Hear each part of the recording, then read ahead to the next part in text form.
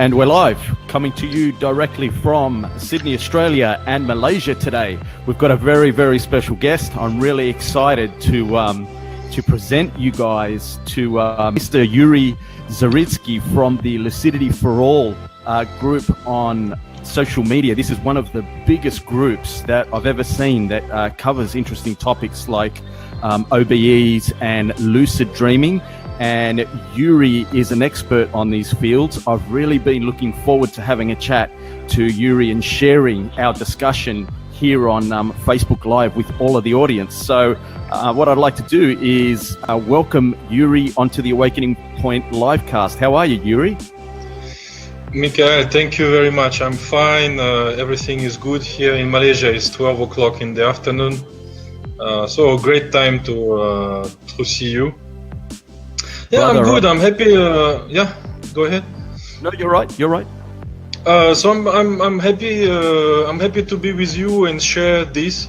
It's my passion. So and I was looking for the videos to make and I didn't want to make it, just me talking. Like there's a lot of videos that way, so it's much more interactive that way with a live cast, with talking with you, having some guys posting questions. So it's much better, much more natural, isn't it?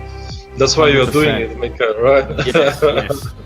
Totally agree. Yeah, that's exactly why the live casts happen, because the discussion between two people and just the interaction of the audience, it really does take it to another level, especially with a topic like this with OBEs and lucid dreaming. Now, Yuri, your background, you were born in Russia, weren't you? Yeah, in Russia, to be precise, in Ukraine. So I'm a Ukrainian guy, half Ukrainian, half Russian. My papa is Russian, my mama is Ukrainian. And then my parents migrated to France, so they still stay there. And then I studied there for a while, and then I migrate myself to Malaysia, where I did an internship here, and then I never left the country. I just love it. So I remain in Asia, and I do not think I'm gonna leave it anytime soon. So that's the story amazing. Of my. Yeah. The weather there is really, really good in Malaysia, isn't it? Very similar to Australia. It's hot. It's usually hot. There's just some rainy season sometimes, but I miss the snow. I miss the cold weather sometimes. Well, it's okay. It's good. Yeah, but nice islands to visit here. Really beautiful country. The islands, and then it's quite central in Asia because it's just 1 or 2 steps away from Thailand, Indonesia, Philippines. Even to Australia is not that far. You can go to Bali, it's Sumatra. It's quite central point here. So it's nice. Yeah, it is. I'd love to head over there myself one of these days. Well, come over, Michael. I'll be your guide. No worries. Come over. Yeah, brother. I'll have to pop in there and get a tour with you. Okay, Yuri, this topic of out-of-body experiences or astral projection that some people call it, lucid dreaming. How did you get involved with all of this stuff? How did it first happen for you? Okay, it's personally I was kind of guy who was always into magical stuff, fairy tales. Probably like all the kids used to be, when we are born, we like all the magic stories, fairy tales and all that. But maybe the difference with me was I didn't want it to stop. So I wanted it to be as magical as I was imagining since the beginning, since the young age. It didn't start with dreaming immediately, even though maybe I had a few dreams here and there that just were feeling quite real.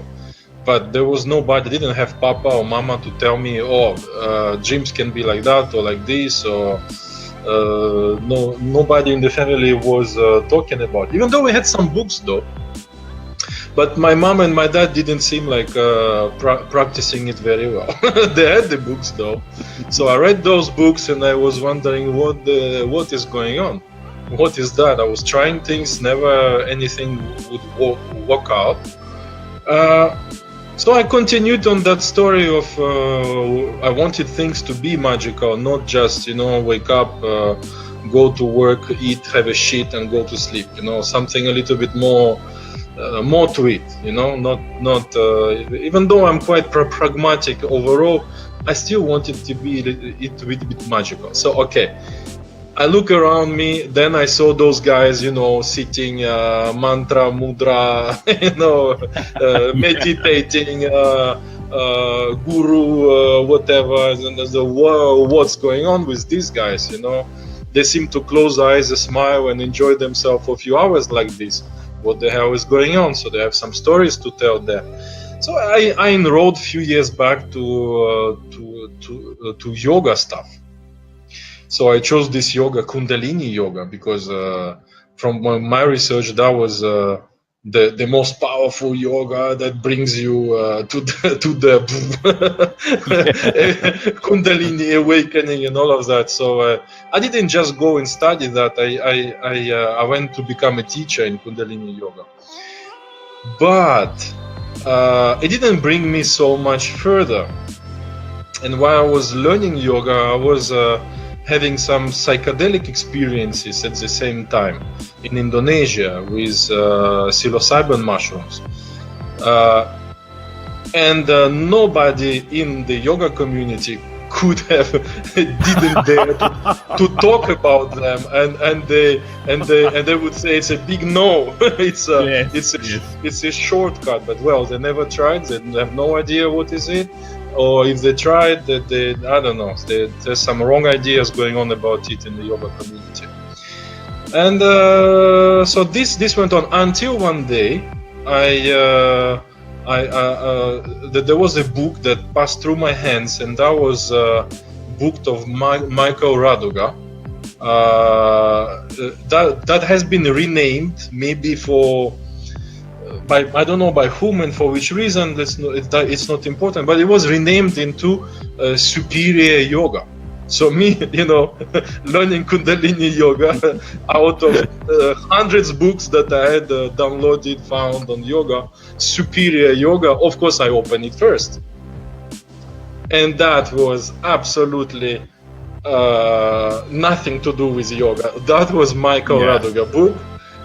On the phase, and that was one of his very early books, and then I started practicing it immediately, and I had my first lucid dream out of body within the first week, and and I called in my life that day the point of no return. because until I find better, well, that's the best thing.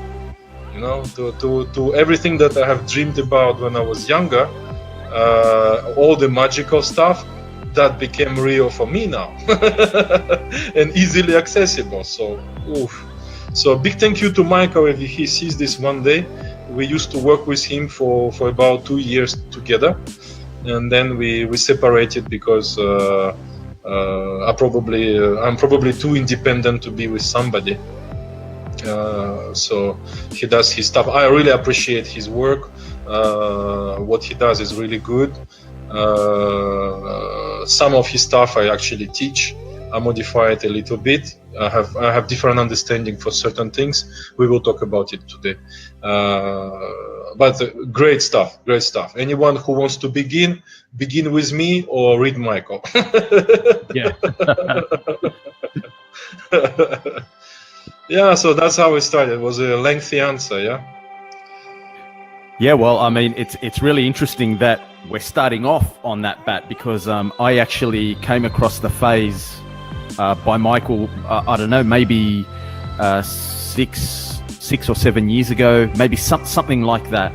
And I read it all in one sitting straight away. Like I downloaded it off the internet, and I read it, and I think that night I set my alarm clock for maybe 4 a.m. in the morning, and I followed the procedure, and you know what? First go, it worked. I use the technique, so it's quite a good technique that Michael teaches in the phase. Absolutely. It just works.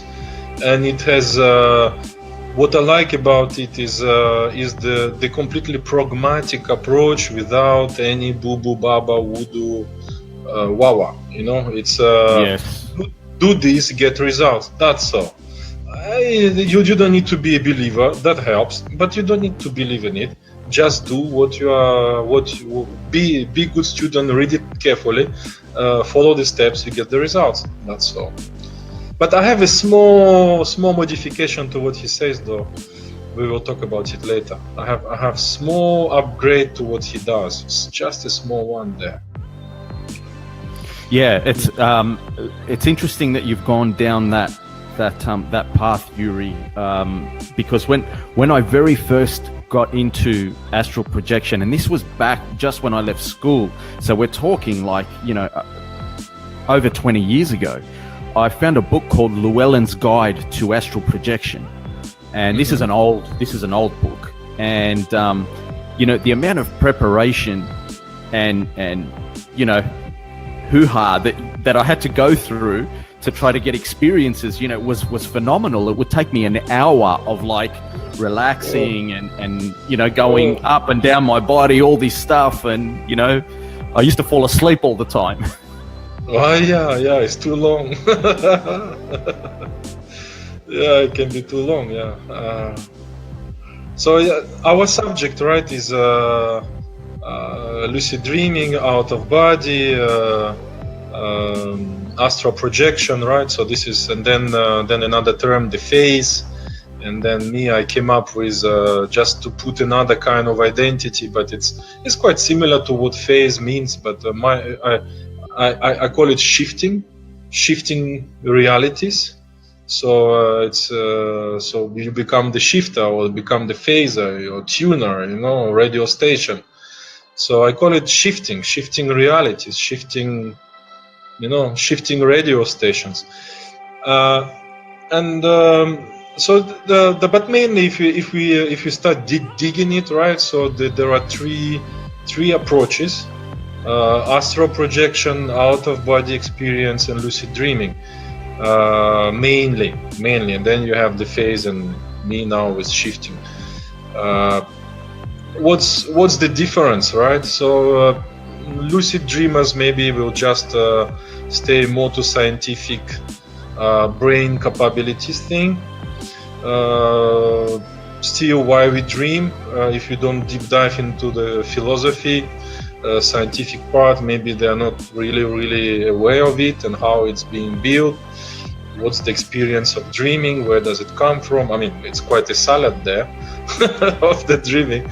There's quite amount of things put together, but there is not much explanation by the scientific. What is it? How it works? Quite a mystery still. Astral projection, out of body experience. It's more or less, I put it more or less in the same basket, whereas astral projectors will call it astral body, while out of body explorers will call it soul or subtle body, whatever you want to call it, but okay, some extra body there. But more to spiritual. This is the out of body, and astral projectors will be going to more spiritual side of it. So that would be the difference. And another one is, you know, when I want to mention that is quite important. If you listen carefully to the accounts of guys who say, "Oh, I had an out of body experience," usually it's the guy, you know, laying down in bed doing whatever technique, and then that guy will stand up from the bed. This standing up can be sometimes very smooth, as if you stand up as normal, and sometimes is a little bit sticky. Maybe one leg is a bit sticking to the body, or one arm. But the whole separation thing, you know, when we say separating from the body, is not exactly describing the reality of it, because most of the time is a normal get up. The difference is we don't stand up with physical body, but another kind of body or another construct of the body, you know, and this body doesn't need to be you. It can be transformed into a woman, a man if you were a woman, or a little alien. you know.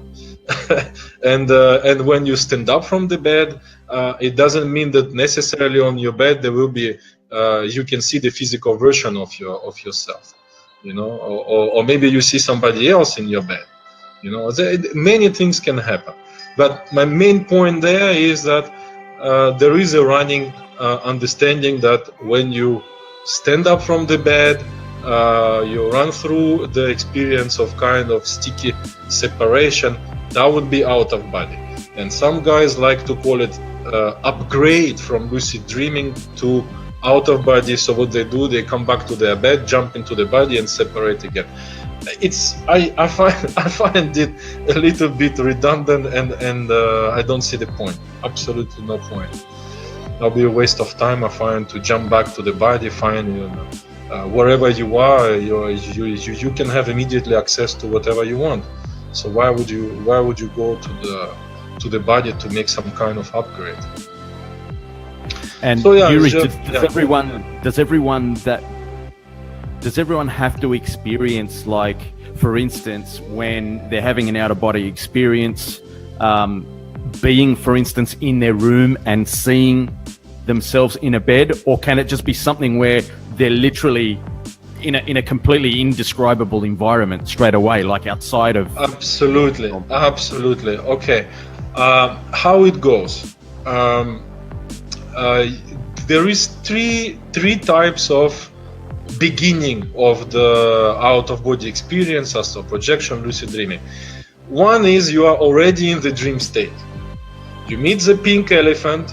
The pink elephant talks to you, says something to you, and then you tell yourself, pink elephant talking to me?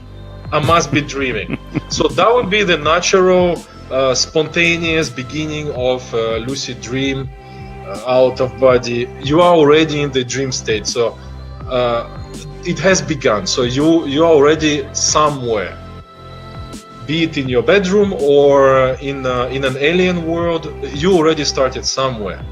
Okay, and then the other one is either you whatever the practice you are doing, wake back to bed through meditation, whatever you are doing, the starting point would be before you have fallen asleep. You woke up, or you didn't sleep yet, but you start from the waking point, and then you're going to sleeping point and dreaming point. So you make that transition there, however you started with whatever technique. So when you do this technique, the thing is, while you are laying down on bed, you want it or you don't want it, but you are basically saying that I am lying on bed. You don't have to say it. It's a fact. You are laying down on bed. So what is happening? You are reaffirming where you are. You are sticking yourself into the reality of the bedroom. So when you shift to the dream state, you are still in your head in the bedroom. So your dream state starts with the bedroom most of the time.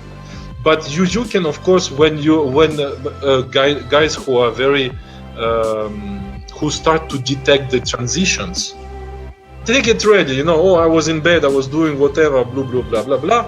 But when the transition comes, the beach, the mountain, the ocean, you know, so just at that moment, boom. So you can teleport yourself. And even if you didn't do that, when you are at that transition space there, your thinking process is quite different. So I call it free flow of thoughts. And then you are not really in control of your thoughts there. So any thought can come and make you transition to a completely different place than your bedroom. And the transition can happen just in 1 second, or, you know, just in a blink of an eye, or the transition is quite fast. When the transition is fast, it can be quite startling. Between you are laying down, doing the technique, you feel your body lying down, the gravity is pulling your face down. If you're on your back, right, the gravity is pulling you down, and then boom, standing up, gravity pulling down, different clothes, different environments, so quite startling. So it can be quite fast. you're talking about that period of time where sleep and awakefulness is kind of like just coming together. So you haven't quite fallen asleep, you're still awake, but just in that twilight zone. That's what you're talking about, aren't you? Yeah, your question was, where do you start? Is it always in your bedroom, or is it somewhere else?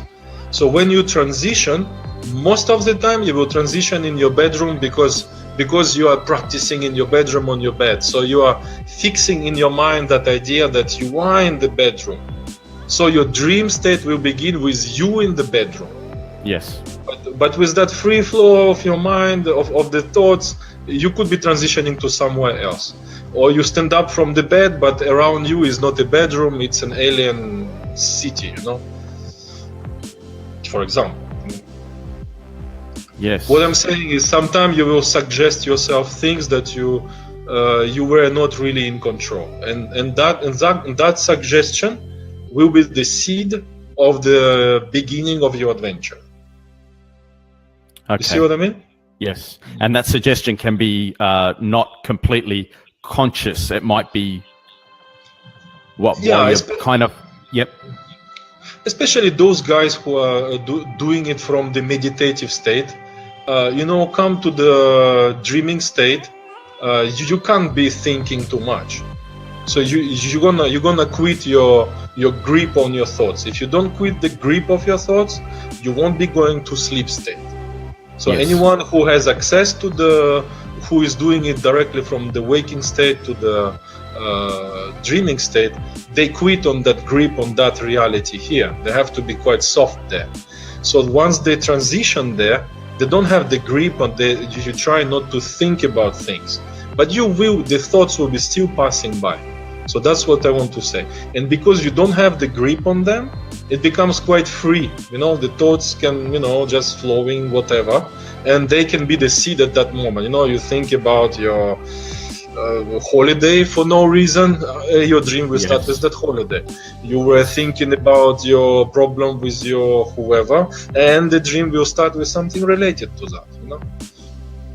Yes, but it's much harder to get into that state from a willing waking state, isn't it? You need a fair bit of practice to be able to have an OBE from that. That takes a bit of practice because we are such thinkers, right? We identify with thinking every single day. So quit on thinking is for most of people is not something clear.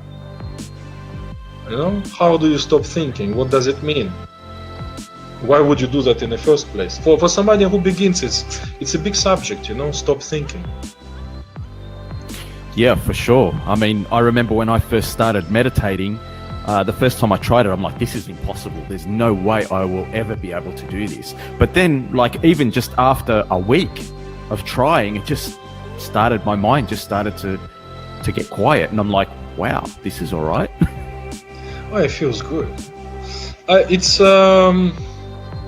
It's a nice state, but it's quite easy to notice. I'm actually writing an article with this. I was writing it yesterday, but I clicked on something wrong and the page disappeared. But I will complete it today.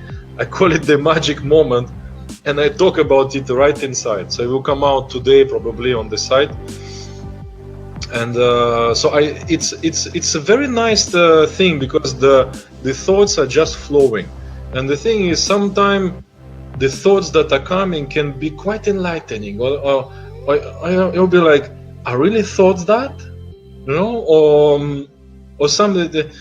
I wonder if it's a little bit in the something accessing already to the subconscious mind, whatever that is, where you get some extra powers, or or not powers, but extra freedom given with your flexibility and the lack of grip on your daily life.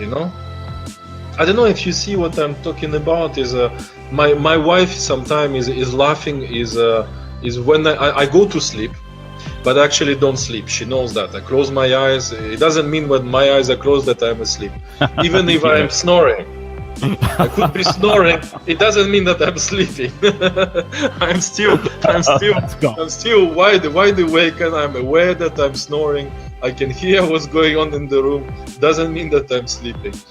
And then, but I can be still in control of my body, even though behind my closed eyelids is quite psychedelic, you know, to say the least.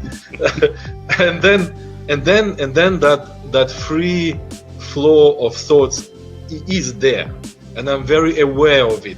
And then it's very funny because jokes become natural. The speech is very how to say, the internal dialogue is not the same. It's quite free and very easygoing, and sometimes I just snore and I make some jokes about what's going on and everyone is laughing, you know. But what I mean is the jokes are made without any effort. The feeling is great. Once you lose that grip on the normal blah blah blah of every day, ego, whatever definition who you are, and that constant commentary on everything that's going on, you get in that free flow of thoughts. It's a nice state to be. Sometimes we get it, I believe, right after sleep. You know, you just wake up, but you don't jerk yourself out the bed, or you stand up and you're still in that groggy state. Have you experienced that? I have. Maybe? I have, yes. Yeah? Yes. So you see what I mean, yeah? You're like, you know, you walk around, but you are still very relaxed, you know, very. So that's the state you get when you start to transition there. If you pay attention to your thoughts, this is where you are at the same time. Very often you will get that at the same time. So Yuri, at the point where the transition actually takes place. Mm-hmm. Like, for instance, I'll give you an example of what I've experienced before, where in that state where I'm transitioning from waking reality, like I'm starting to get tired, I'm starting to fall asleep, and then all of a sudden it's like I'm picturing a scene, maybe like my backyard, and then all of a sudden that thing that I can see sucks me into it, goes all around me, and boom, I'm there. And now I'm looking around thinking, shit, I'm there, yeah. I'm in another place, but I'm fully aware. I'm thinking, I'm awake, but my body's asleep. And I remember the first time this happened to me, I'm like, oh my God, this is real. I just kept looking around like, this is a world, you know? It's like it's too real to be imagination. So, you know, is what's going on there? Yeah, how do we explain this to people that have maybe experienced this or want to experience it? Like, what's going on? You can't. they would think you're crazy. No, you can't. I mean, try to tell somebody, oh, that was amazing. Okay, I can hear you, but the amazement itself, you know, of you being there and realizing, oh, I am here, I am awake, and just like you said, right? And I still remember my first experience with that. The first time I was doing it, and that lasted for a while, and I saw things that, oh my God, what is going on? But you know, when I say to hear it, okay, I can be as expressive, as demonstrative as I want. You can't communicate the feeling. You got to experience it, right? You want to know what the ocean is? Go dive into it, man. You know, so it's the same. So to explain. It's the feeling is impossible, but to experience is very possible. Now we don't need to do boo boo boo boo our 3-year preparation, dedication, and $1,000 in an ashram. No, absolutely not. Go read the right stuff. Be serious about it. I start with my students. You know, like, no shit. You really want to learn? Okay. Listen carefully, you know. Don't start to deviate, do this, do that, you know. No, you want to do it? Okay, then listen. Don't deviate. You know, practice it. So if you come like that, there is no reason not to have a success with it. Absolutely not. I'm talking here to the guys who never experienced it, who want to have it for the first time. This is how you do it. It's real. It has been scientifically proven. Google it out. There was 2-3 experiments done. LaBerge and who was the other guy? They have done it. So if you come from a spiritual background, it's one of the ways that lead to enlightenment. Tibetan yoga and all of that is for spiritual guys is for me. I see it as a golden door for somebody who is being spiritual. What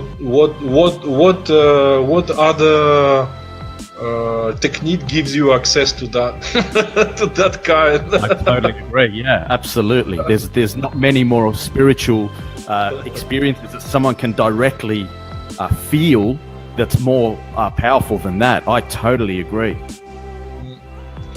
No limitation in time, no limitation in space, no limitation to one body or no body at all.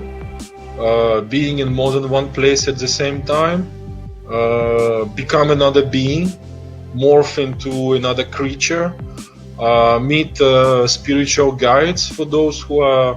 I met one, and I never wanted to meet one, but I met one day. I'm spiritual, not religious. I'm a free guy. When I say I'm spiritual, is not. It has nothing to do with religion. It has nothing to do with any system whatsoever. Maybe call it agnostic, but even that I would reject any kind of name, just so that I don't die stupid. You know, even though I'm pragmatic in all of this, but I do not want to enter any system. You know, any kind of system that says things are like this, things are like that, and then I get limitation, you know, or it's like this and like that. But at the same time, I keep the door open and I listen to everybody, you know. You are an astral projector, tell me what you have done. I'm more like, okay, what you have done, what you have achieved, let me try, let me do it on my own. I'll see what happens. Yuri, so I don't Peter judge Moran, anyone. Yep. Peter Moran's asking, how do you start this process? So he's asking, like, how can he start this process? Okay, Peter. All right. Peter comes out with huge questions. Okay, so okay. Before I will come up with my own little guide written about 10 pages, something like this. It will come up this year. My hands are almost itchy to come up with it, but until I find better, go to my website, lucidity4o.com. So 4 is a digit. Lucidity, you know what it is. 4 is a digit. OALL.com. And then go to library. Go to Steel Series.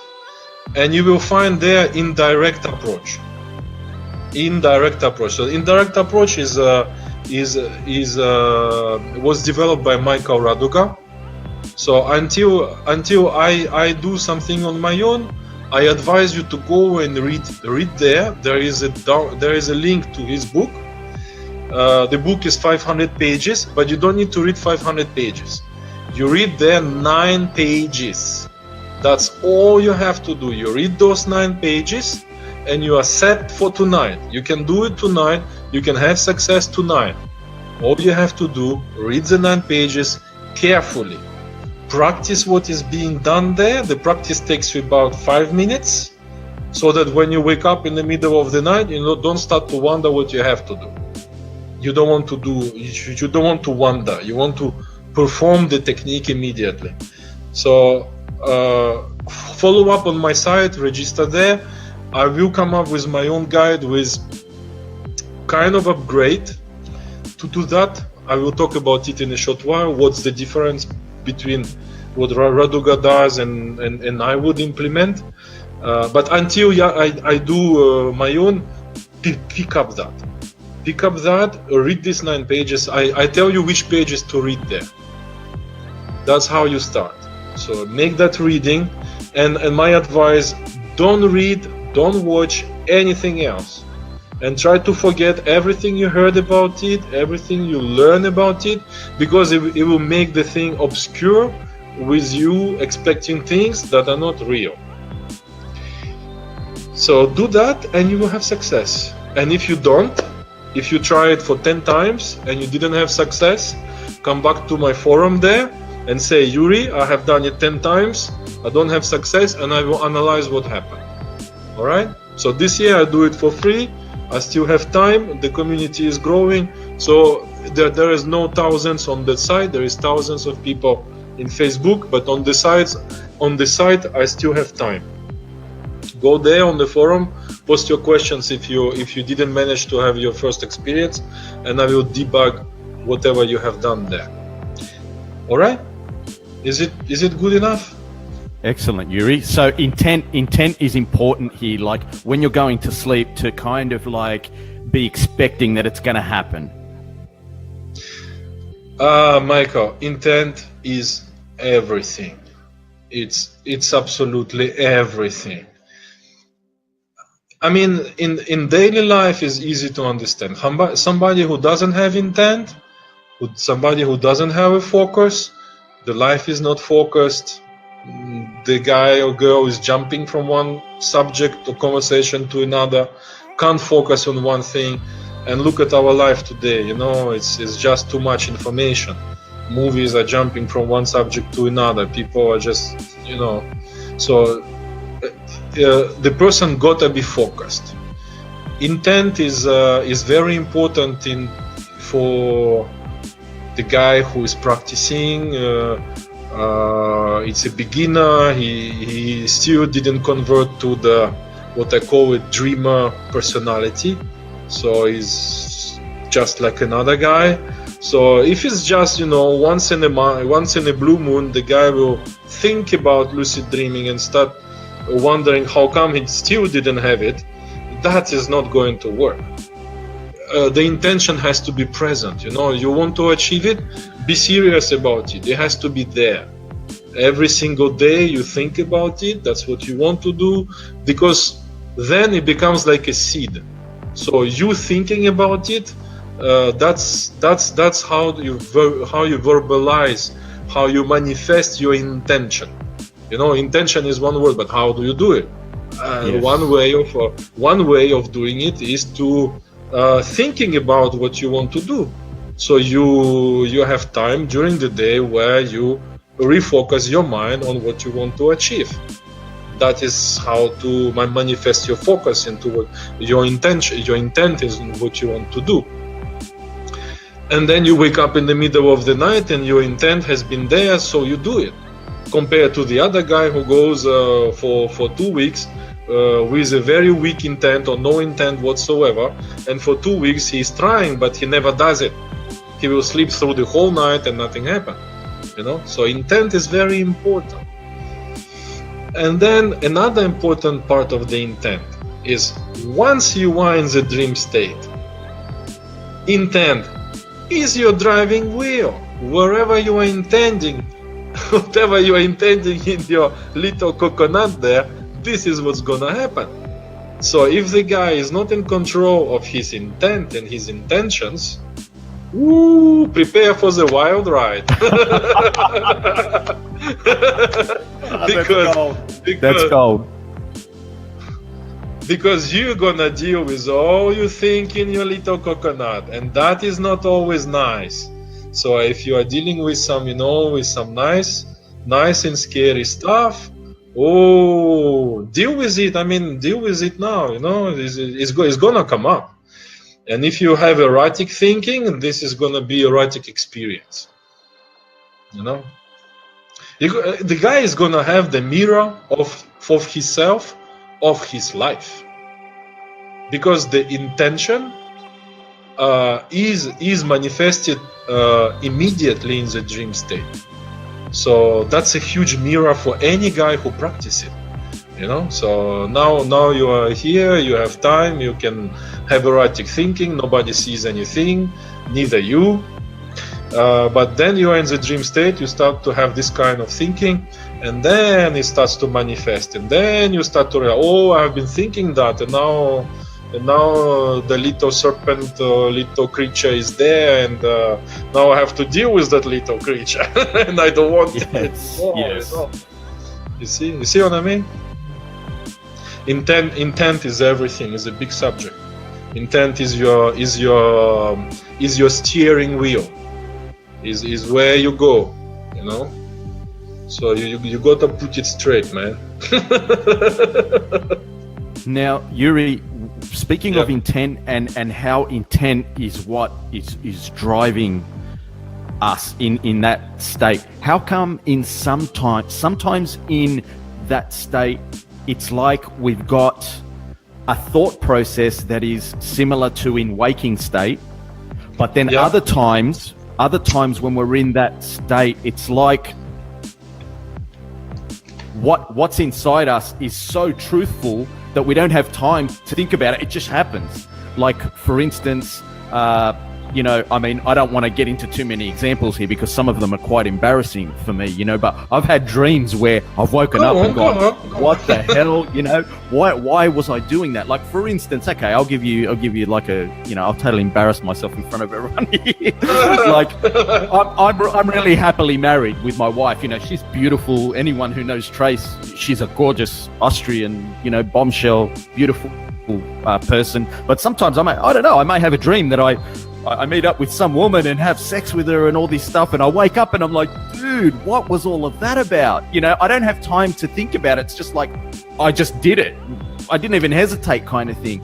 How come sometimes in that state we're like, no, I'm married, I can't do this, I don't want to do this, but in other times it's like, it just happens, there is no thought process, it's just like pure, I don't know, like... Okay. So which one I answer? Why is it? Why do we get kinky, or how do we go with it without overthinking? Let's go wherever you think that this needs to go. Okay, no, because it's one is kinky overthinking, and the other one is the feeling of bliss. Oh, I'm not thinking anymore. That's great. It's two subjects, man. Okay. Personally, I have no taboos. My wife is beautiful as your wife. But man, look, it's sex on internet is the number one consumer of the bits. Yep. Okay, it is the number one. Sex has been upgraded to the state where it's all over the roof. And personally, I had to deal with it for quite some time. So I'm being honest there, And when you go to the dream states, where you have no limitation, whoo, man, now I can do all of the things that I have imagined and not yet imagined and beyond and upside down. So the attraction is great, and for you to not to do it, you gotta have the quite the strength of or intent, quite well straightened up, not to be attracted to this in the current situation. Maybe the dreamers of 1,000 years ago, where everyone was monkeying every single guy and girl in the tribe, when they dream, they have no problem with it. Okay, bing bang bada boom, and then they fly to the stars. But today we have been brainwashed with this sex and sex and sex and sex. For myself, I had to deal with it. So like I say, I have no taboo with it. Deal with it. So the problem with all of these things like sex, flying, because we are not birds, so we like to fly, diving into the ocean, and all of this is all great. Anyone who starts with it, I mean, do it. Eat enough of food. You know, you never eat enough of food. You didn't have enough sex, have enough of sex. You know, so therapeutically and psychologically is a good thing. So the guy or girl is gonna be much more satisfied as a person. You know, some guys for some reason maybe can't have access to these ladies or to these guys for whatever reason, and now they can. So why not get satisfied so you can go on? What you can go on with, I call it things that you can do out of the table, things that you can do in everyday life. Sex, flying, eating food, swimming in beautiful place, and that. This is things that you can imagine, but there is another aspect of these states which goes beyond the human mind. Yes. And if each time you go to the dream state and you want to bang someone, it might take you many months, years, until you start to achieve something interesting for yourself. Yes. Raduga has very nice advice for that. Is he prepare a plan of action, achieve what you want to achieve first, and then go bang someone. Do it last. Don't do it first. Yes.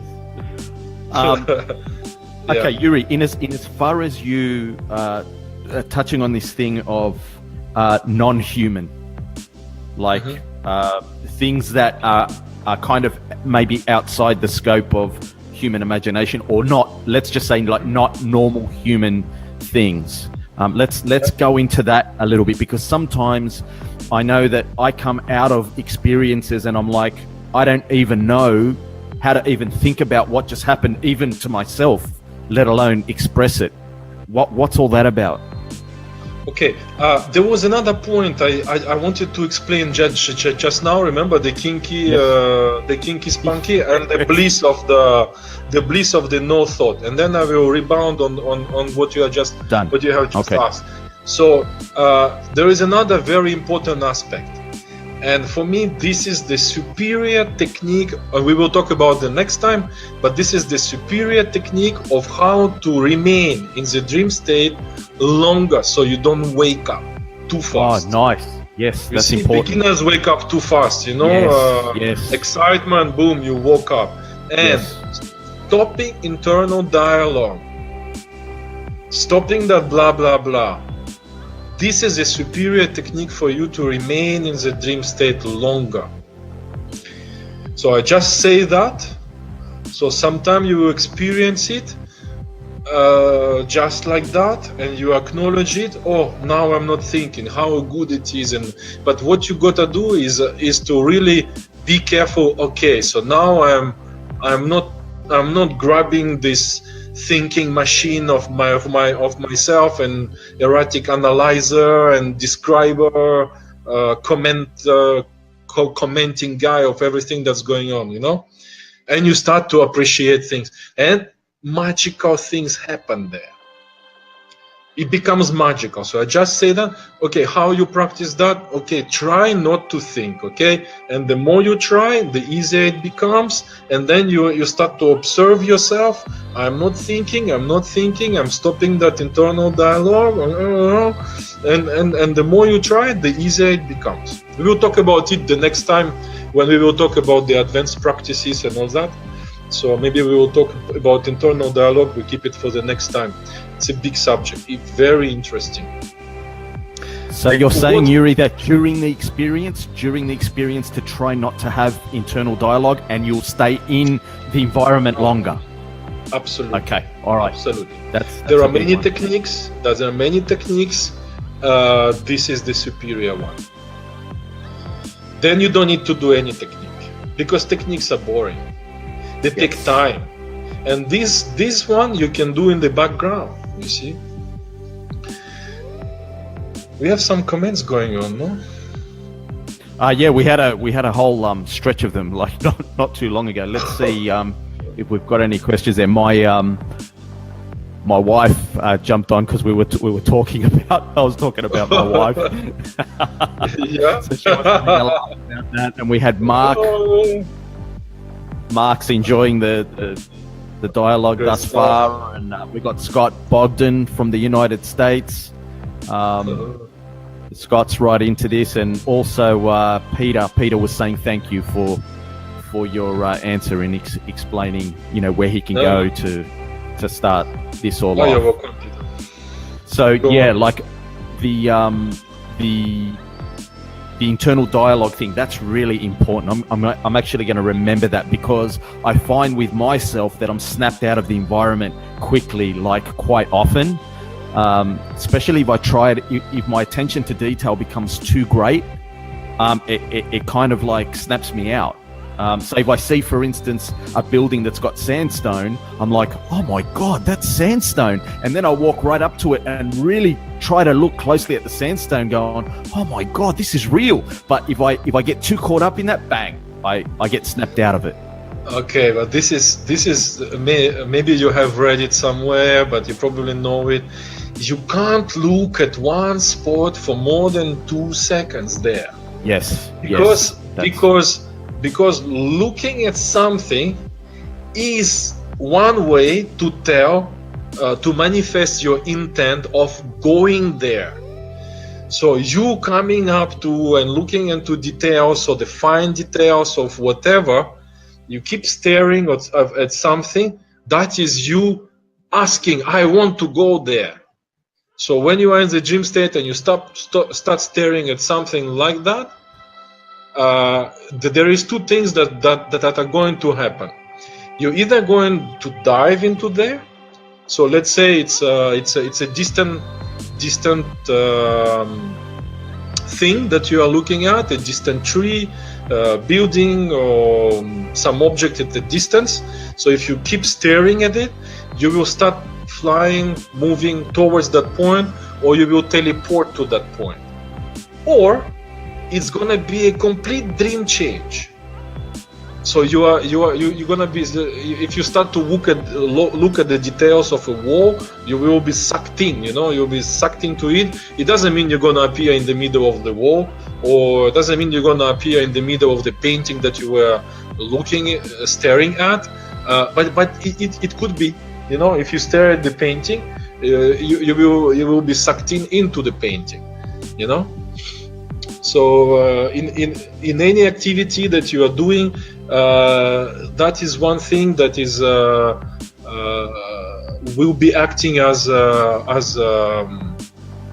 vacuum, unless you have no internal dialogue, unless you have stopped your internal dialogue. And if you really stopped it, then you can stare, man. You can stare at things just like you stare at anything right now. And that's amazing, because that's the problem. Because that's the problem. You can't stare at anything in the dream state. If you stare, you will collapse the dream state, or you will be transported in a new place. And that's the problem, because everyone, one of the things you want to do is to resist the dream change. You want to remain wherever you are, to achieve whatever you are doing, finish the conversation, be in a beautiful place, inspect whatever you want to inspect. You don't want to be displaced or teleported or change the dream. You want to remain there. So staring is a big no, unless you have stopped your internal dialogue. Then you can stare. Then it's very pleasant, Yes, then absolutely. Nice. Does that include emotions as well, Yuri? Like sometimes in the dream state you can feel very strong emotion. Do we class strong emotion in the same level as internal dialogue? No, emotions is different. I see only one limitation to the emotions, is to do not do them to the point where you get overexcited. But overexcitement is not an easy thing to to measure. You know, everyone is different there. But over time, because the problem of the overexcitement, your heartbeat increases, but your physical body heartbeat increases. Yes. You see, so once the heartbeat increases, your physical body will wake you up. Yeah, that makes sense. That makes a lot of sense, actually. Same goes with your breathing pattern. So you can alter the physical body breathing pattern by starting to be conscious about your breathing pattern in the dream state. So anyway, coming back to the emotions, it's fine to be excited. It's fine to have an accelerating situation and be amazed in what's going on. It's fine to be scared. It's fine to be in love. It's fine. It's all fine. But you gotta look up where is the limit? Where is your own limit there? Beyond that limit, imminent awakening. You see, I just say that, so whoever is listening, be careful with it. You, some guys practice no emotions, you know. Yep.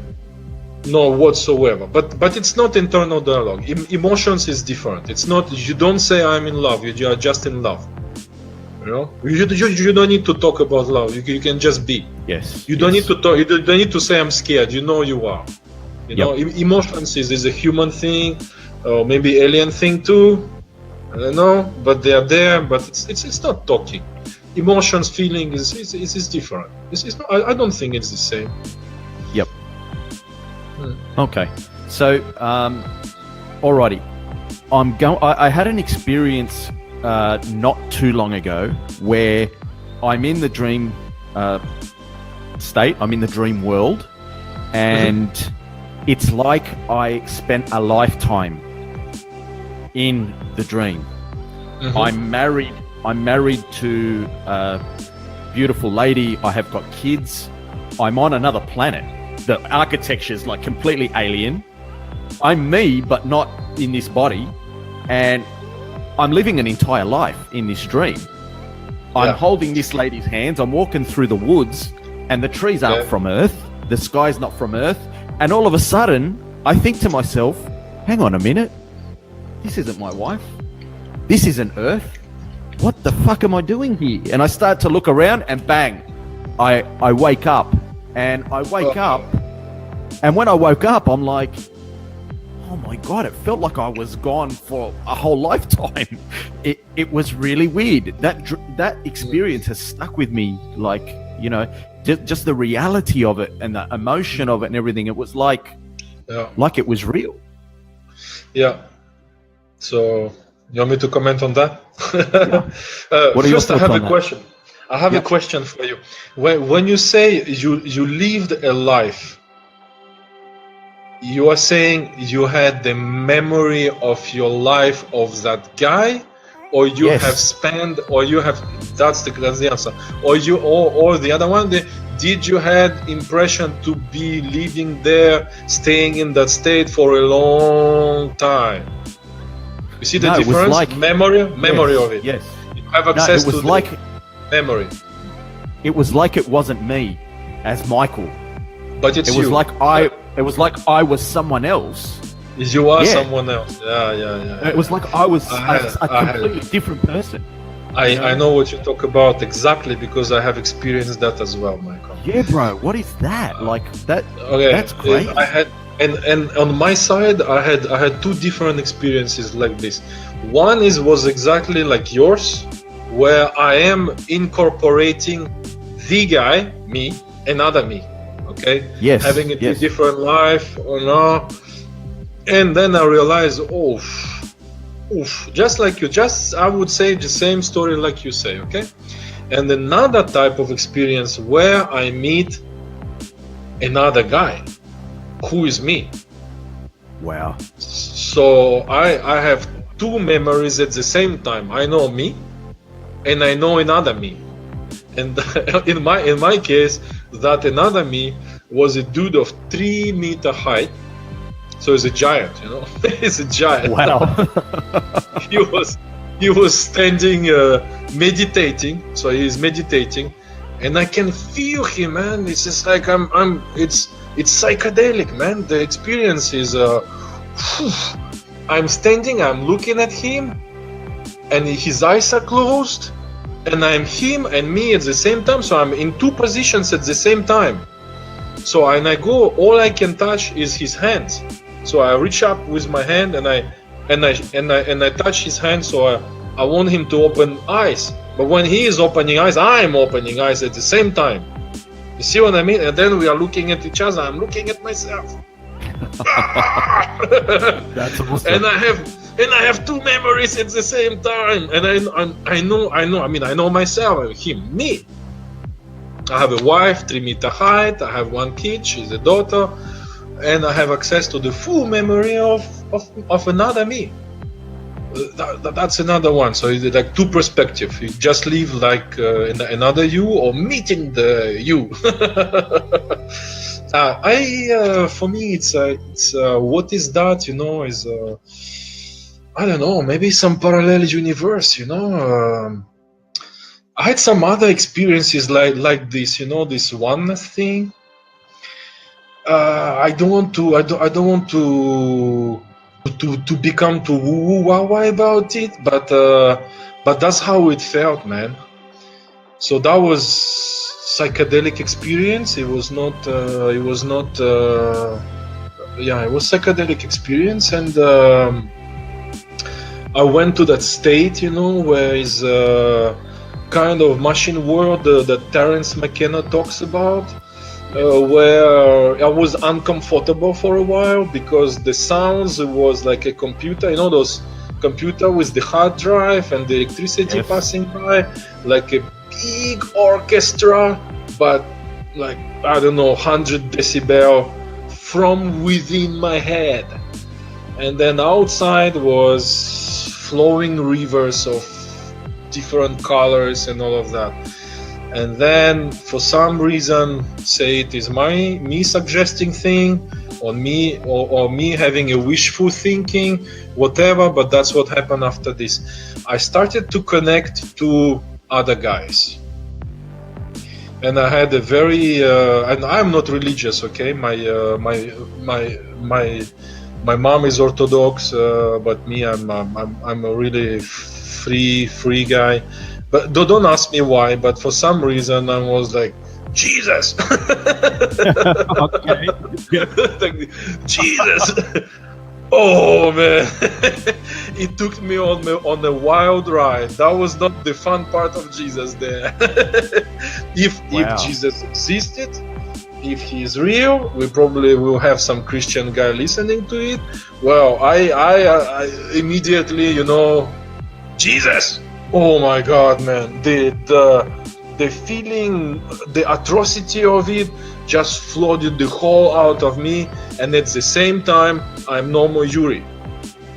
Take it. And I'm like, oh, how do I come back to myself now?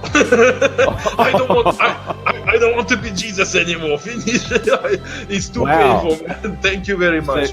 So this is like you were experiencing the atrocities that were done to Jesus, like you were being crucified. Is that what you're saying?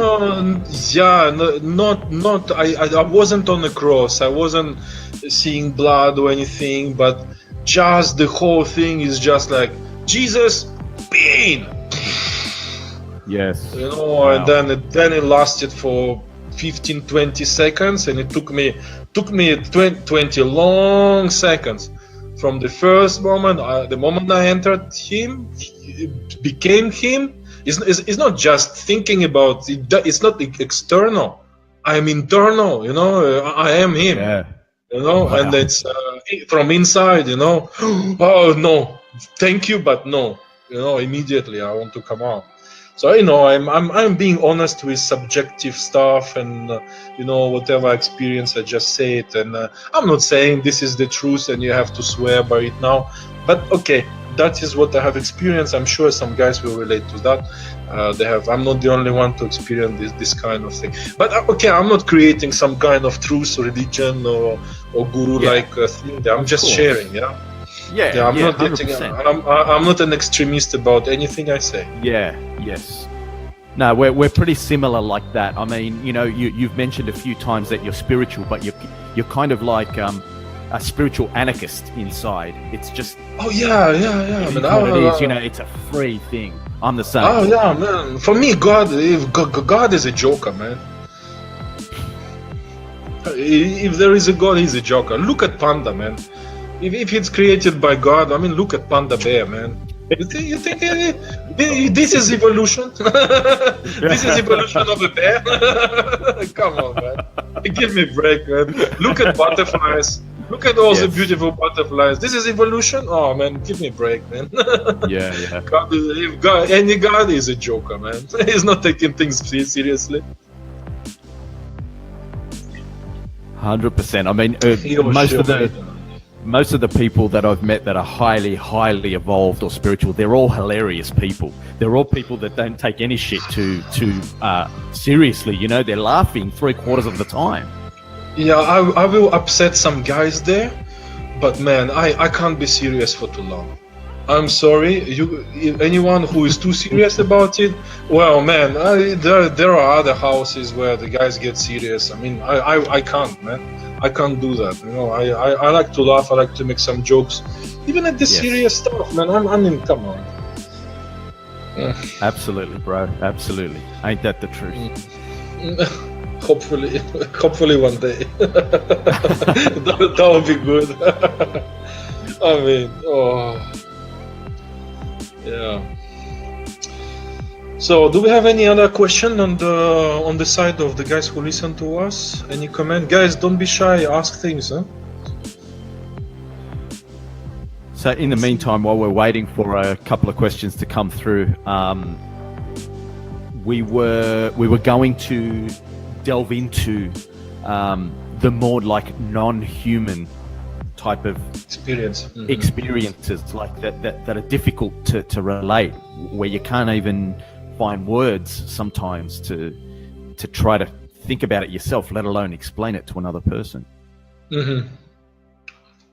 So you want me to give you some examples of it? Yeah, or what you think it could possibly be. Okay. Something easy to grasp, you know, because again, it's gonna be something where I can tell you, but you gotta do it to understand it fully, you know. So it's like explaining how the movie was, but like my story of connecting to somebody, you know. You gotta do it to feel it, you know. So yes. So that is so that's the difficult part of explaining it. But take something easy. Become a planet, you know, become a planet. But when I say you become a planet, it's not just the globe, it's everything that is on it. And you are not alone like that. There are other planets like you. You are not alone, and you can feel them. So you're not just, you know, planet, ocean, trees, earth, water, flying in space. No, you are also every human being, every animal, every mosquito. You can connect to everything, feel it, experience it. You are all of it at the same time, plus the internals, whatever you want. Okay, this is becoming the planet, okay? Everything at the same time. And you are not alone. There are other guys like you. So you are living in the world of a planet. Imagine that? I mean, imagine. Okay, now be it. Yeah. Now be it. Take it. Okay, deal with it. That is something, you know. Another thing, become something much smaller. Become an animal, but not like an animal. You are the animal. You know, take a cat, or tiger, or snake, mosquito, I don't know, anything. But it's not like it. You are that creature. You start seeing things like the creature. So you are a mosquito and you have the vision of the mosquito. You are a bird and you feel the wind on each feather of yours. You feel the beak. you open the beak, you know, and you feel the internal when the beak closing. You feel the how is it to close the beak and open it, you know. You are an eagle flying, and you have that zoom, you know. Or you are a lion and you are running, and you can feel your heart is pumping blood in a different way, you know. Yes. You feel the ears, and you put them behind, and you can feel that stretch, you know. When you open the mouth, the whole fur is stretching in the same way, and the teeth are and you feel it that like that. It's not like watching a movie. It's being the lion, you know. Being it. Yes. This is not being human there, you know. How about being in more than one place at the same time? You know, incorporating. You can be in two humans. Why not tiger and human then? You know, or how about not having a body at all? Yes. You know? How about seeing things in 360 degrees? Very uncomfortable, at least to me. I don't know. Some guys say it's a cool thing to do. I found always uncomfortable. Same goes with being in many places at the same time. I find it very uncomfortable.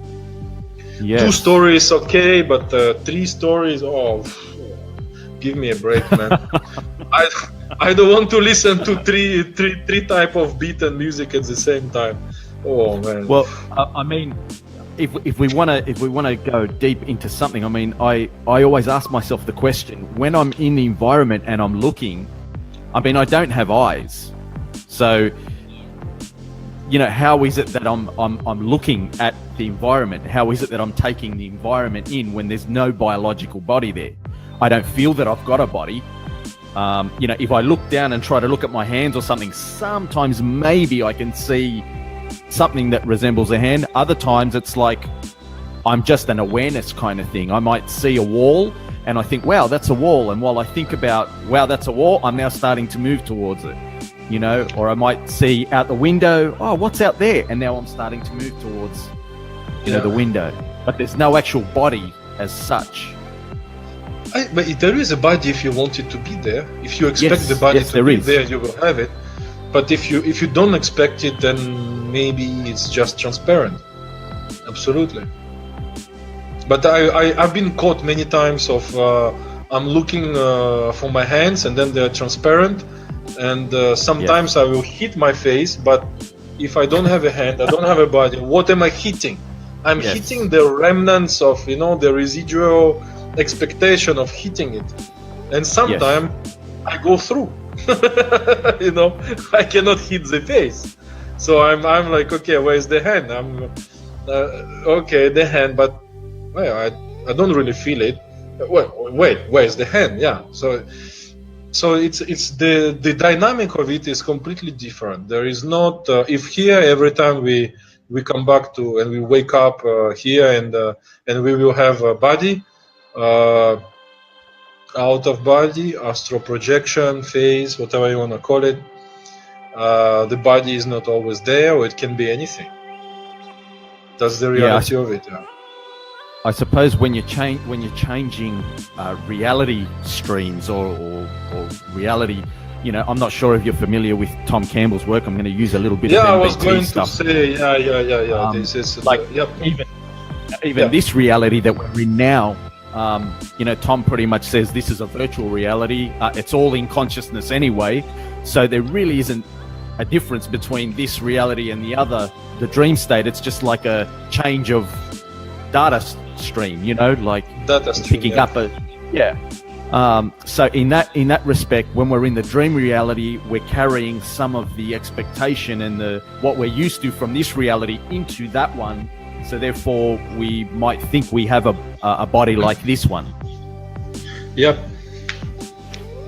Yeah, I'm familiar with Tom. I spoke with him a few times online, and I watched a few of his talks. Oh, he delivers a lot of talks about it. Huh? He's traveling a lot around the world, and quite a straight mind there. Every time I look at him, he looks like he's meditating all the time. He's like, yes. Oh, he's in the data stream, man. Oh, that is top. Very calm. Oh, Very calm, dude. Yeah. Calm, and it looks like. And you know, the funny part is, I remember in one of his talks, he says that he can connect to data stream anytime. It's quite a capability then. I gotta talk to him and ask him how he does it. I didn't see it anywhere. I didn't read his book yet. I have his book. Yes. I gotta read. Maybe he explained in there, or maybe I better contact him and ask him, are you explaining it in the book before I have to run through it? Because otherwise, the only guys I know who connect immediately like that is careful. I'm not saying anything about Tom there. Is either the guys are either guys are taking drugs or they are schizophrenic, you know. Yes. Who bipolar guys who are switching realities just like that, you know. But common guys like me, I got to relax for a while before I can do that. Yes. I'm being honest there. No, I'm not saying I'm a guru who just streamline connecting to data streams like that. I can do it fast with wake back to bed technique. After sleeping a few hours, eliminating the deep sleep, and then do the transition thing. That can be done in a few minutes. Well, minutes, okay, maybe 5 minutes, 10 minutes. You know, it can be done quite fast. But you know, with these things put up all together. If you ask me to do it right now in 5 minutes, I'm not gonna lie to you. No, I can't do that in 5 minutes. So I'm quite interested if Tom Campbell is not schizophrenic, then how he does it.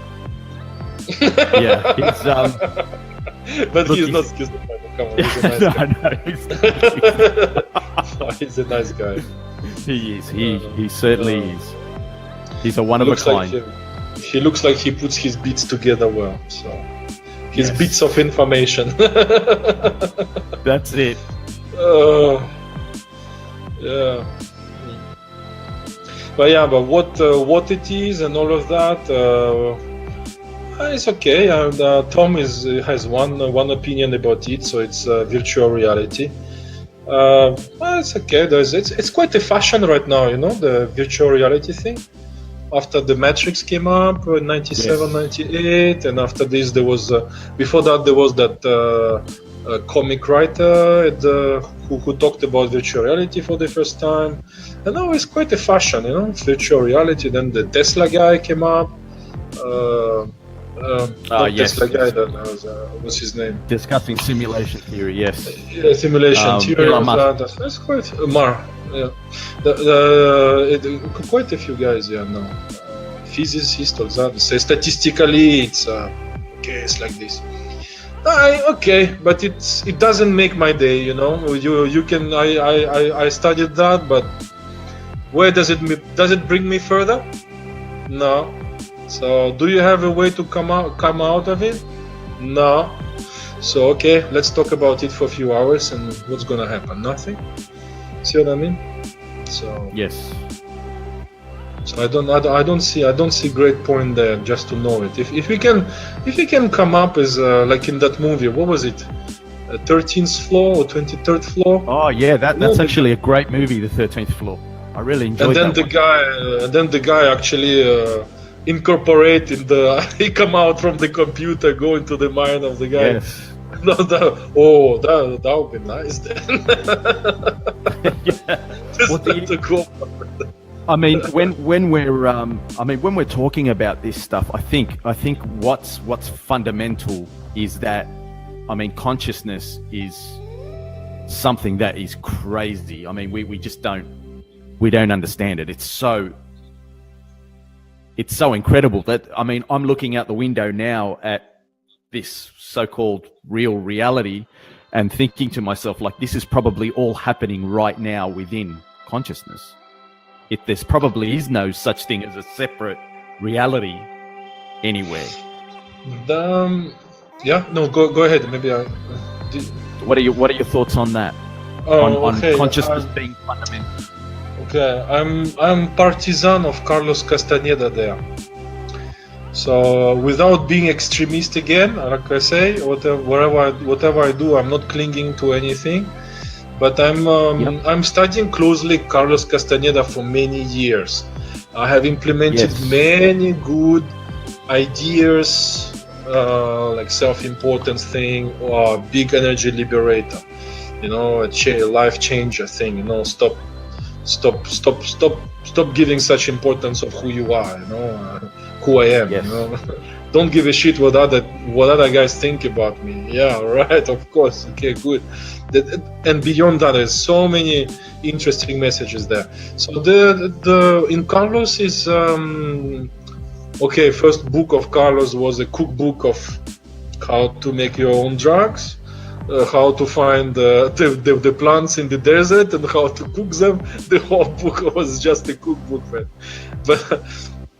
But after that, it was the separate reality and all of this, you know. And then I added to that. Remember my times with yoga, and then I was experiencing with psilocybin mushroom in Indonesia. That was adding up, and you know, and I mean, look at all the psychedelic arts. Look at all the experiences of all the guys who go with DMT trips, LSD trips, psilocybin trips, and all that. Are we all copying each other? Are we all keep talking about the same thing there? You know, the mandala that I'm having behind me, these vortexes that we see, these geometric patterns,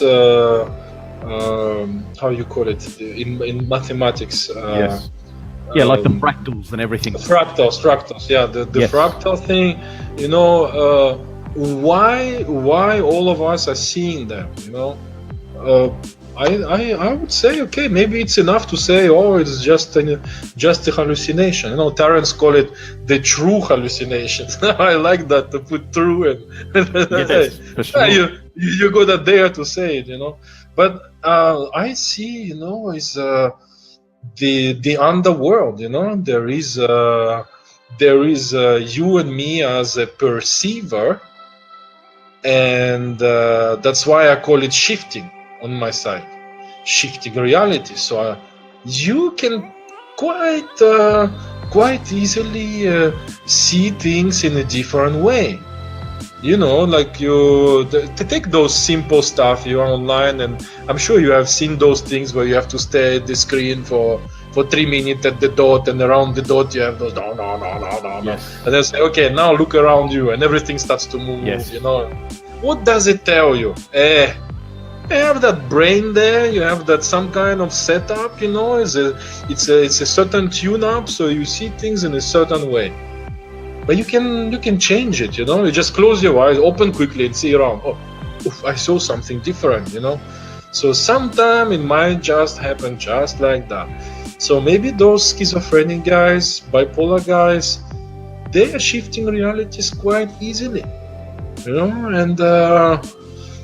And I think what we see is not exactly how it is. It's we are all fixing it in one way. We see it in a certain way, but it doesn't have to be that way. Only. You know? Yes, 100%. It is that way. I love this way, but it can be more colorful. It can sound a little bit better, a little bit louder, a little bit more colorfully. You know, there is many. So that's why I go for Carlos there, because and the shamanic ways there is. Are you familiar with Carlos Castaneda? I actually started to like have a look. I'm not an in-depth student, but I know who you're talking about. Yep. Okay. So he's talking about assemblage point. So it's like so luminous. Streams of energetic luminous strings and energetic strings passing through you, and you are like opening a certain window there, and you receive this kind of things, you know. So if you move it here, you will receive it in a different way or different world, you see. So you are like shifting it, you know. Yes. And you know, I have 2 kids, 4 and 5 year old. We talked about it today, and man, they shift realities often. Especially when they are tired, you know. Then when they wake up, it takes them about 15 minutes to really straighten it up. Okay, I woke up and do things like that, but it takes 15 minutes. So okay, then it's fixed. Okay, so this is the world I deal with. Okay, and then I notice when they are tired, when they start to be tired, really tired, this world becomes too much. And it becomes a bad trip.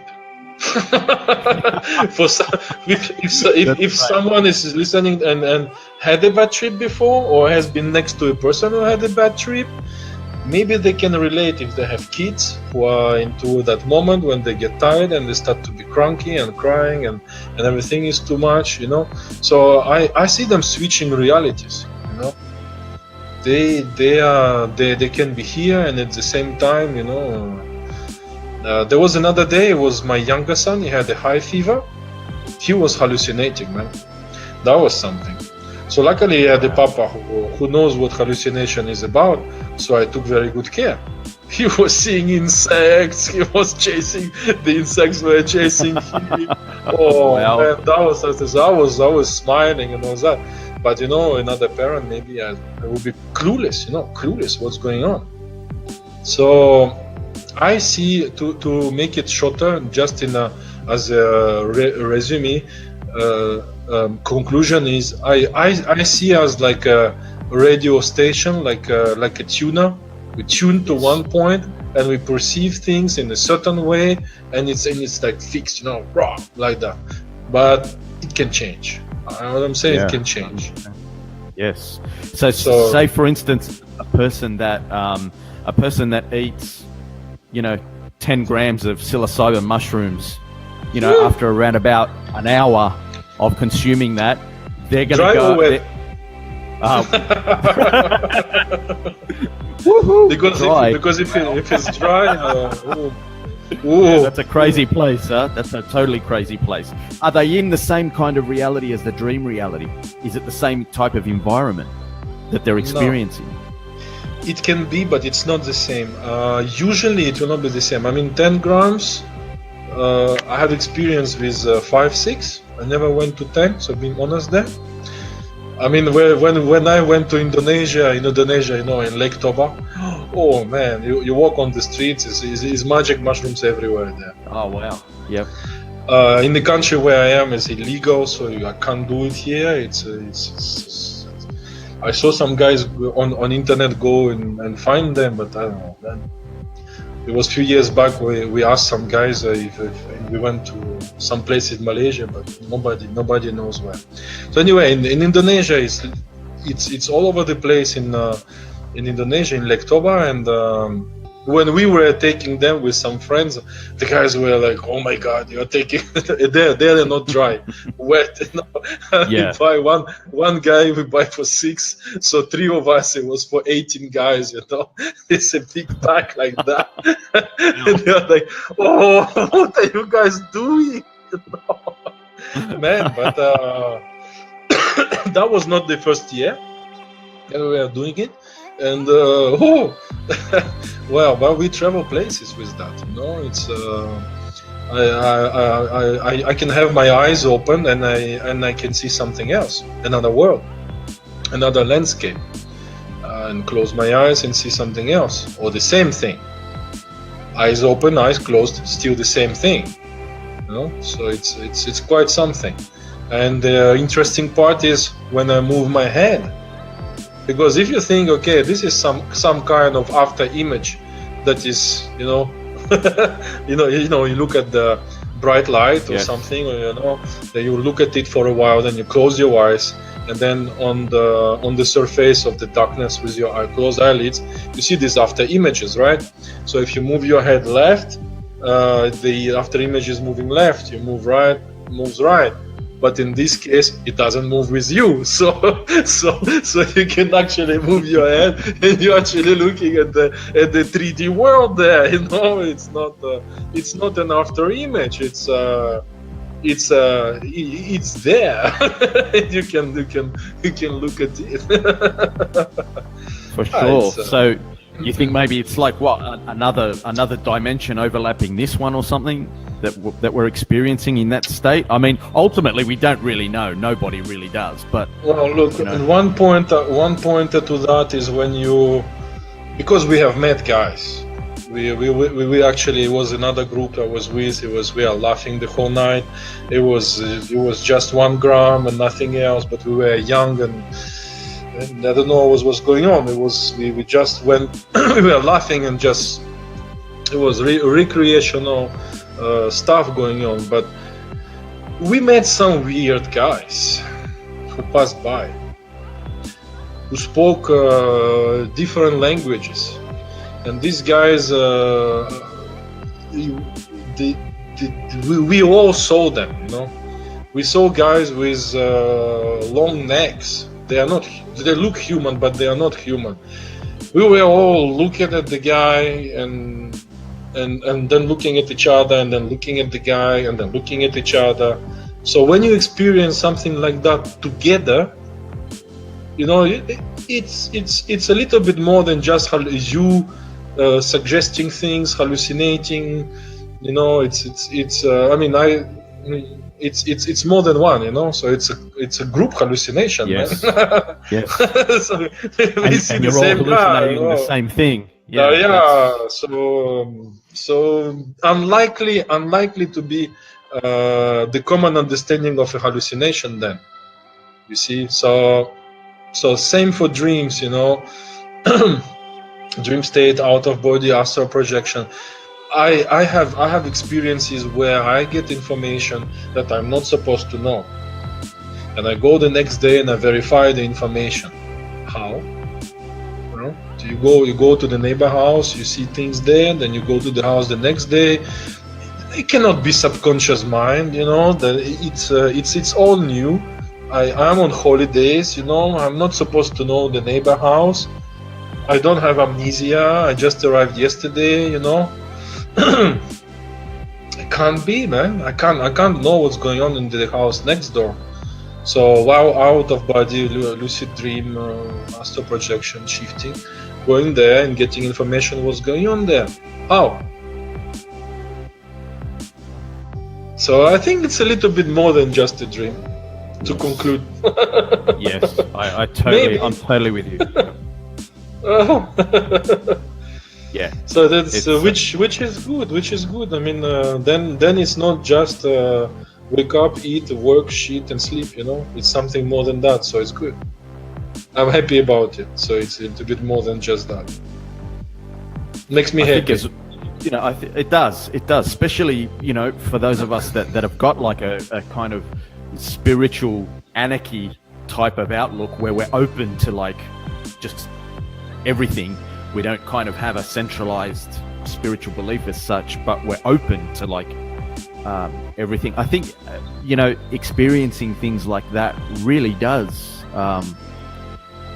you know, leave life open. It's very exciting, you know. When you're closed-minded, it's I feel sorry for those people in a way.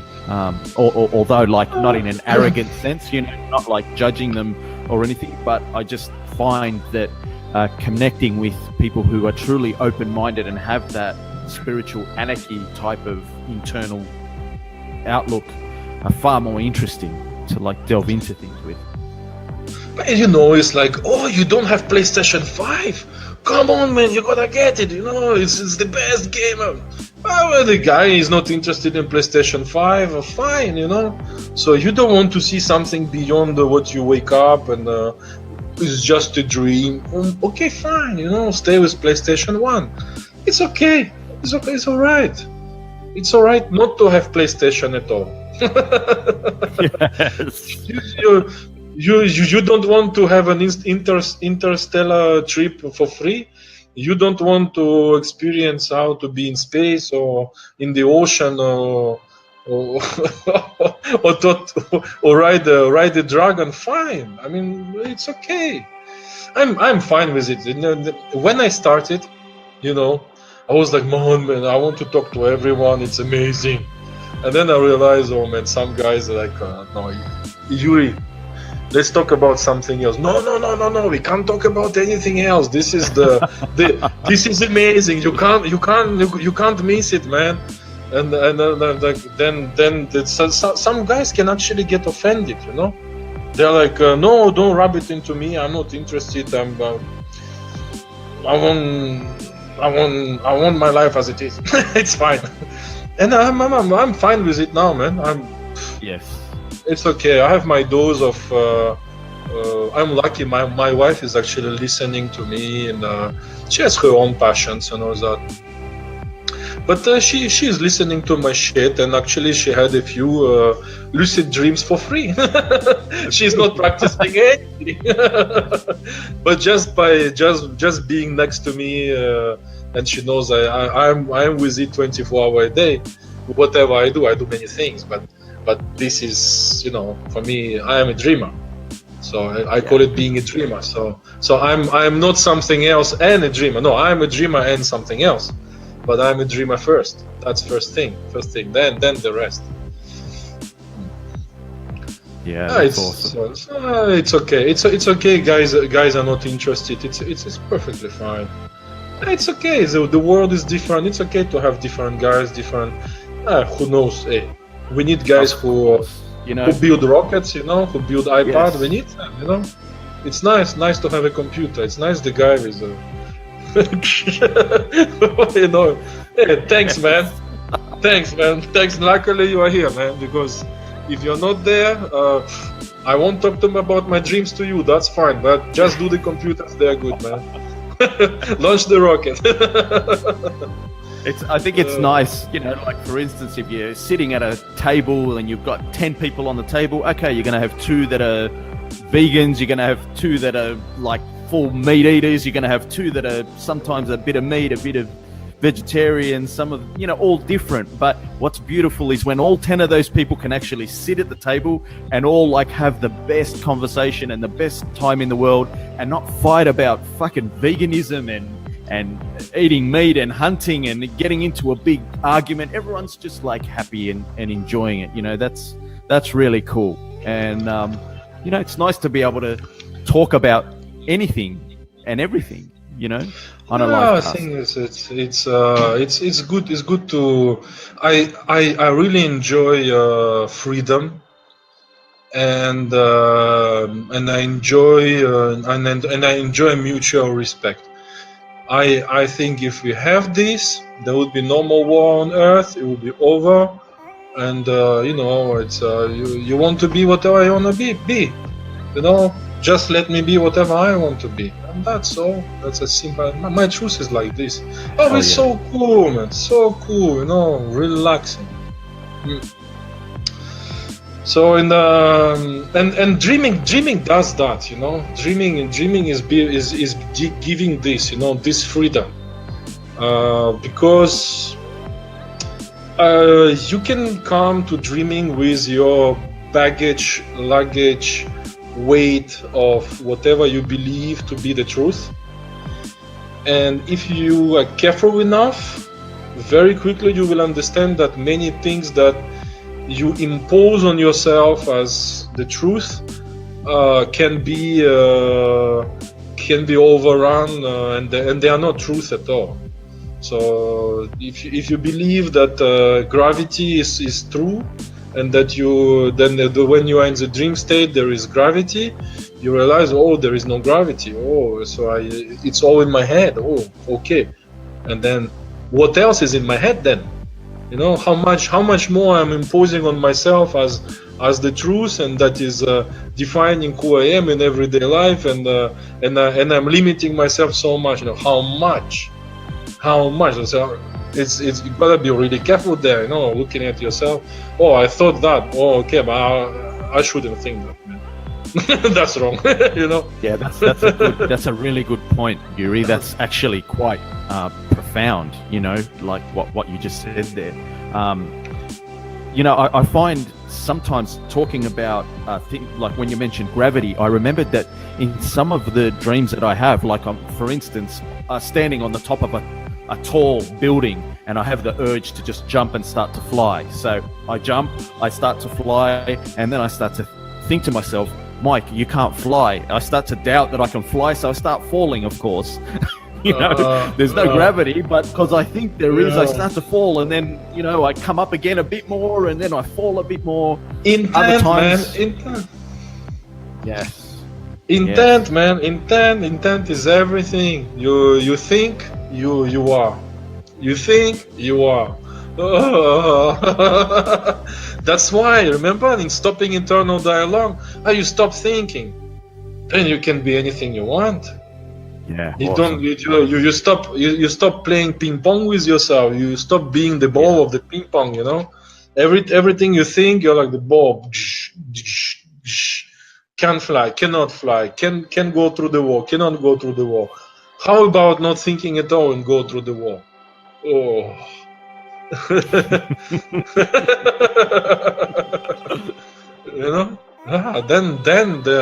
Then the possibilities are opening up. Oh. Then the transcendental state happens. So I think we will leave it for the next time. We got to leave something for the next time, but then this is one subject, isn't it? Stopping internal dialogue, the transcendental state like that is then it starts to be more crispy stuff, when the internal dialogue stops, and then you are in any state, even if you stop your internal dialogue right now, it becomes magical, it becomes psychedelic. You stop the world around you. It's just not easy to do. It's really not easy, because how I see it again, I come back to Carlos Castaneda with this fixing the assemblage point. We are so used to that state, and that state is the comfortable state. It's so comfortable, it's so habitual that you wake up, you take it, you don't even realize it, you see. Kids is like until a certain age they are still very flexible, but after a while same. But it's not necessarily a bad thing. It's good to be stable in one state, putting your nuts together. It's good, it's all good stuff. But the problem of it is that's not the only radio station, man. There are so many. Yeah. So it's good to be capable. Okay, you can fix yourself in one radio station, one tune-up, one reality frame, one information stream of Tom Campbell. But it's good to be capable to switch them, not to be clinging only to one thing there. Yes. That's my uncle. Hey, Uncle Fernando. He's saying hello to us. He's probably just finished work. So I was going to just ask you something, and it slipped my mind. Oh yes, metaphors in dreams, like communication in dreams. Like sometimes I have dreams where I wake up and I'm like, oh my God, I'm being told something here. The dream's actually telling me, it's giving me a message. I went through a week 2 weeks ago where the whole week, Yuri, the dreams were like just telling me a message. And for the whole week, it just kept happening. The dreams I kept seeing symbolism and sometimes very literal things that were telling me obvious messages. Whether that's my own subconscious mind telling me those messages, or whether it's like my higher self, my soul, whatever, sending me messages. It's amazing sometimes how clear those messages can be in dreams. The metaphors are incredible. You remember earlier I was talking about the transition, and I was talking about me making jokes, and the jokes are easy to make. the humor is very is on the tips of the fingers, is right there, is everything is funny, and everything is so easy to access. Yes. This is what I'm talking about. This is exactly that. So you get it in the dream state all the time once you are there, and you get it at the transition point as well. Okay. So everything is it's amazing. It makes sense. But when you say it's the metaphors, they were talking about the future, or the metaphors are talking about what happened in 1 or 2 days before, and you found the metaphor is very talkative, very very meaningful. Yes, the latter. So I may have, been going through a certain process in my mind for a couple of days on what I need to be doing. Like I'm at a crossroads and I'm thinking, what do I need to go left or do I need to go right? Like what should I do here? And then I'll have a dream where I'll basically be standing there and I might see a car stop at an intersection. One street goes left and one goes right. And then the guy in the car might wave to me like, hey Mike, watch what I'm about to do. And then boom, he goes left. And I'm like, in the dream, I'm like, oh my God, that's obvious. So I'm meant to be going that way. And then I'll wake up and I'll be like, holy shit, that was like, what a message, like stuff like that, for instance. Yeah. Sometimes I wonder if it's me talking to myself, or if it's somebody else who talks to myself. At the end of the story, whoever is talking, the message is damn deep. Yes. It's just so how to say, so intimate with myself. It's so intimate. The intimacy of the situation is so close, right? So there is no doubt. It's by me for myself or by somebody for myself, and it's nice, huh? It's very. The advice is very profound. It's very specific. It's crazy. It's very, very, very intimate. The intimacy is great, huh? Yes. Great intimacy there. Yeah, it's that's one of the beauty I find. It's very I don't know. It's very that's why sometimes I even sometimes I'm talking to someone in the dream state, and I would be asking, "Are you me?" No, but no, they with me looks like they wouldn't say it's me. They don't know I'm you.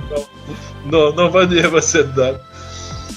But again, I think that would be nice is I talk about stopping internal dialogue. Even for myself, I need to probably to put a stronger intention to do all my dreaming experiences with the stopping internal dialogue. Now that we talked about it today, I think I'm gonna intend it strongly to put my future experiences with the stopping internal dialogue, because then I can have access to so many things, and then there is no more ping pong ball, me struggling to be being played by this erratic thinking.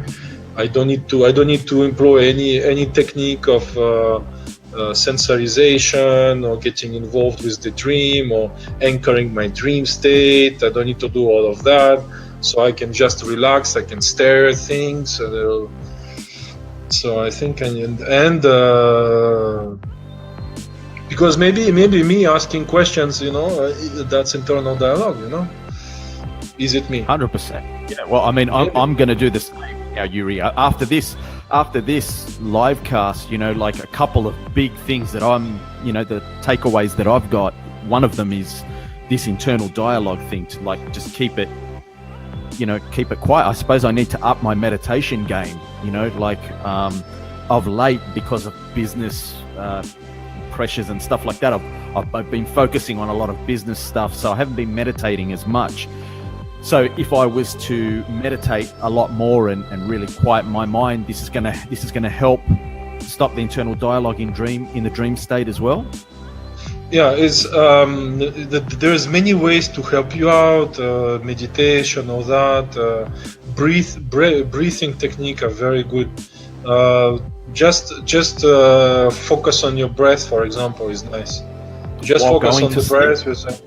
Anytime. You just Okay. you're being hectic, for example, and just doing something that makes you hectic. Your mind is too busy. Just stop right there. Close your eyes, or not, but maybe not. Don't look left, right, up, down. Just stare at some point somewhere. Just fix whatever you want to fix. And I will try to do it. So I just fix some point and I keep looking at that point.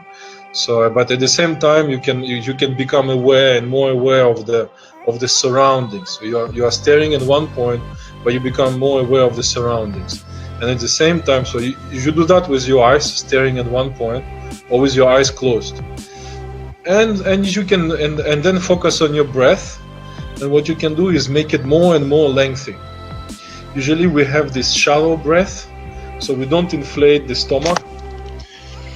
So what you can do is when you breathe in, so this is my yoga stuff, so you can inflate the stomach, or breathe with the stomach. Yes. More than just with your chest, and make it more lengthy. So instead of inhaling for 2 seconds and exhaling for 2 seconds, inhale for 5 seconds, exhale for 5 seconds, Yes. and then maybe inhale for 8 seconds, exhale for 8 seconds. Maybe you can do 15-15, then it's gonna be 2 breaths per minute. No, that's too much. Maybe 5 seconds, so there'll be 6 breaths in a minute. I will put you it will calm you down great time. But stopping internal dialogue, you can read about it. You will read about it in Carlos Castaneda books. Yep. He will give you some exercises there with crossing eyes, and try to walk with crossing eyes. I don't find it very fun to do personally, but okay, you have that exercise. So you close your eyes, so you look at maybe on the tip of your nose, and you walk like that. But I find all of this, so I say stare or close your eyes and go and stare at the darkness, is just to take you out of what you are used to do every day. Yeah. So what you are used to is to look around, left, right, focus on this, focus on that, and at the same time you are thinking. So the yoga talks about it quite often. So everything that you put in a habit, that is associated with you with this assemblage point. So you talking to yourself in a certain way, fixing you in that assemblage point. You looking around in a certain way, blinking your eyes, body language in a certain way, that is you being assembled there. You see? So the moment you change that, while still awakened, you are making a disruption in the mechanism, and that's what you want to do. Okay. And then you start to observe. You look and say, "Oh, I've been thinking. Okay, fine. Don't be too difficult. The more difficult you are with yourself, the more the fucker come back. So you just observe, be gentle. Okay, I'll be thinking. Okay, I'll stop thinking. Okay, but the longer, so it will be longer and longer and longer and longer, and then after a while you will start to see, I mean, you are not even saying it, but you know it, quite some time, but you don't say it. You just know it. And then it becomes quite magical, because then you actually start stopping the world around you, because you start to switch things. Your perception of time distorts, space distorts. You might start to see the hypnagogia, hallucinate. Many things can happen once you start stopping internal dialogue. It's a window. It's a great tool to switch realities. We've got a question here, man. From Alejandro. Yep, Castaneda. Yeah, Salinas. All right. So he's asking, can you clarify about the assemblage point? Alejandro, are you related to Carlos Castaneda? That's the first thing that I thought when I saw it come up. I'm like, whoa, this is him. Okay, we just spoke about it, but basically it's if I make a metaphor, so imagine you are the radio receiver. So you turn the knob and you fix yourself. You fix your receiver to a certain radio frequency, and you receive the radio station from that frequency. Then you take your knob, you start to turn around again, and you hello, ladies and gentlemen, and then you are at another station. And we can not only switch from one point to another to see different worlds, but we can also see the same world, but with different perspectives. You see, like in Carlos Castaneda books, he says you can see the world, the reality as energy, so as the pure energy. What is the underlying forces underneath? The underworld. You can also see more than one radio station at the same time. So being in two worlds at the same time. So the common one, for example, that many dreamers will experience once you start to practice dreaming, you are bound to experience these two perspectives at the same time, is your physical body and your dreaming body. So you are somewhere in the dream state, you are seeing things, but you can also open your physical eyes and see the room, and you see two images overlaying. So it's not very comfortable, but you receive two data stream there, Yeah. Like Tom Campbell would say. So you are in the dream state, you see something, hear something, you are in a different position doing things, you see, and in this one. So assemblage point is more to the shamanic approach and vision of what is happening here, which is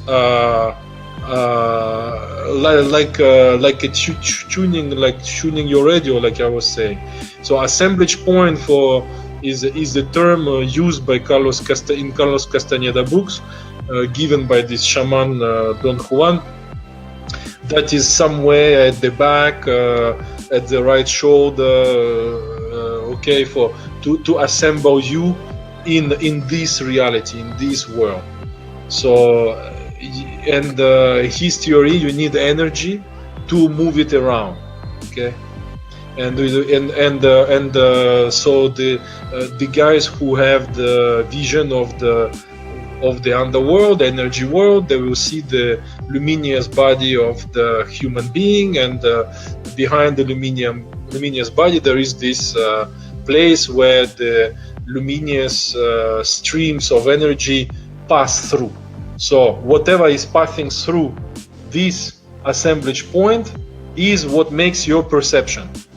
You are a perceiver, so you see the world through a certain amount of frequencies, information that pass through that assemblage point. If you move it somewhere left, right, up, down, whatever that means, left, up, right, and down, you start to receive other kinds of luminous energy filaments. It's called filaments in English. So your perception changes. So I was putting the metaphor that's easier for me to understand for me and to explain is radio. So you turn the radio station, and every time you turn the radio station, it's not just you seeing things, but you change as well. Who you are can be changed as well in the world where you are. So if you are in an energy world, well, you are the energy too, If you are in an emptiness, you are the emptiness too, whatever that means. You have to experience what does it mean to be an emptiness and you not having the body? What does it mean? What does it mean to be in timeless and spaceless place? What does it mean? What does it mean for you to be spaceless and timeless? So you can change that too, So that is the assemblage point, how it works. It makes who you are, man. There you go, Alejandro. Gracias por la pregunta.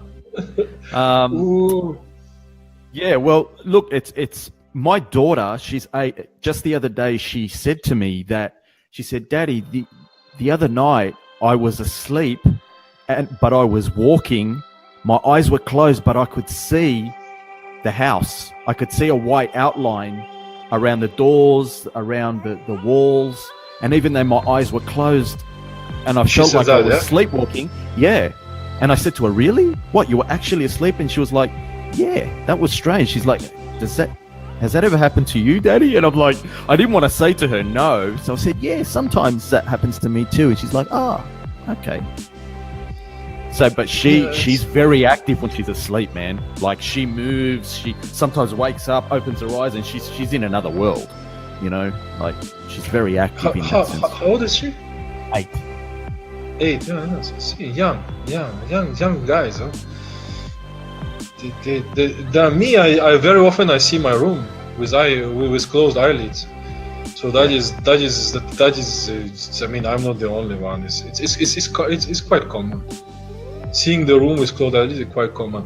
What I do after this, okay, normally if let's say you are trying to transition from waking to dreaming state, so moving physical body is a big no-no, because the moment you start to move your physical body, it's like you are tuning yourself back to the assemblage point of physical reality. So you don't want to move your head. But sometimes I take my time to move the head just to see if if what I'm seeing is not just an image. And sometimes it moves with my head. So I'm being honest there.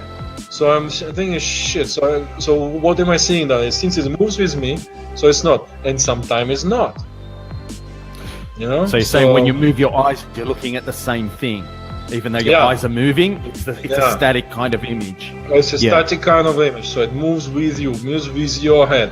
So it's sticking to you. And sometimes it's not. So sometimes yes, sometimes no. A lot of people report that from the DMT realm. When they're under the influence of DMT, when they're in that world, they say that's quite common. That happens a lot, where they look at a different place and everything seems static. It follows the vision, sort of. Yeah, but sometimes it's not. So when it doesn't, then I start oof. Okay. Oof.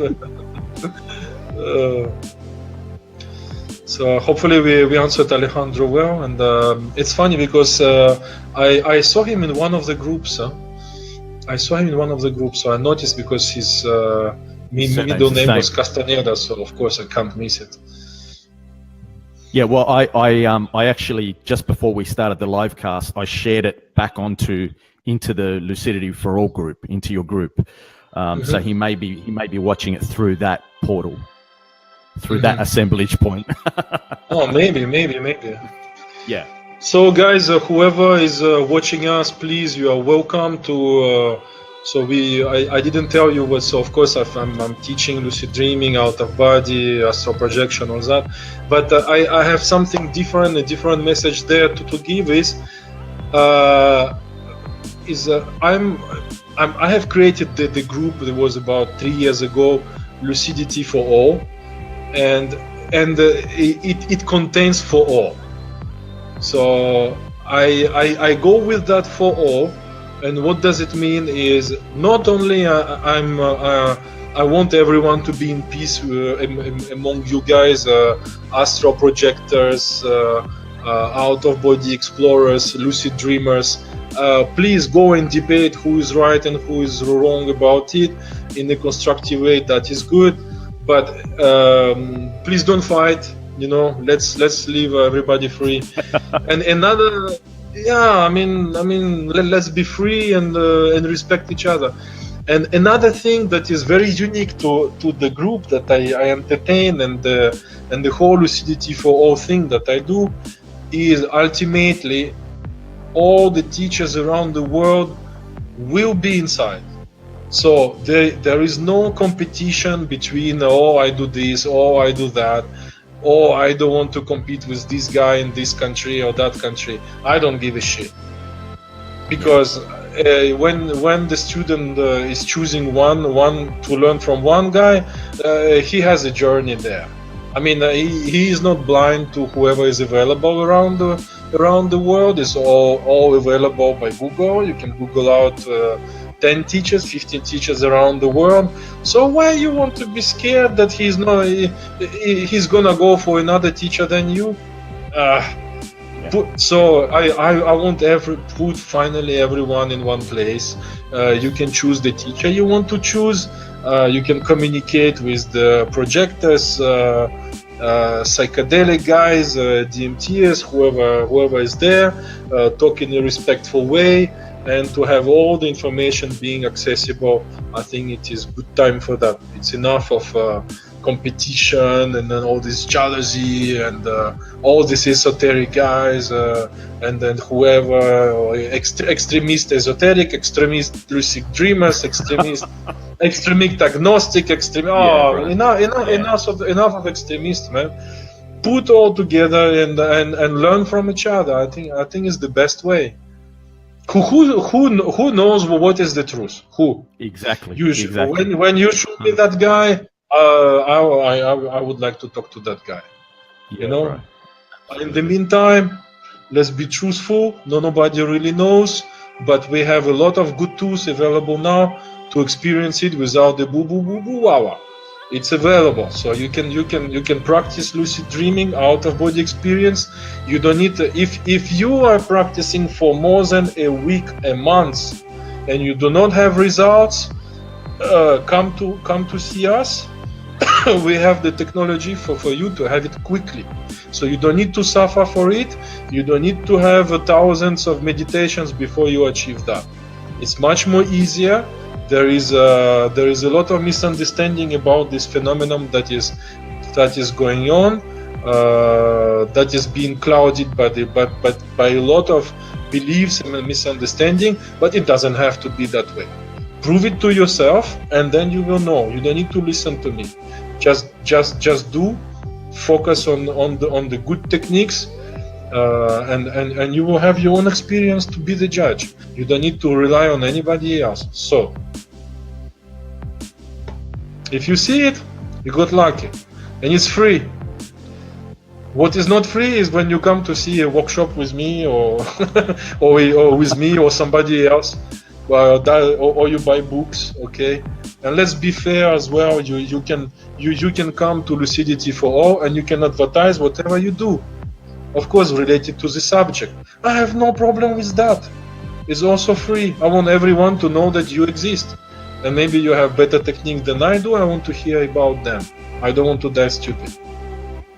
So, and if it's your work, good to have more than one who actually explores and wants to share, dedicate their life to do that.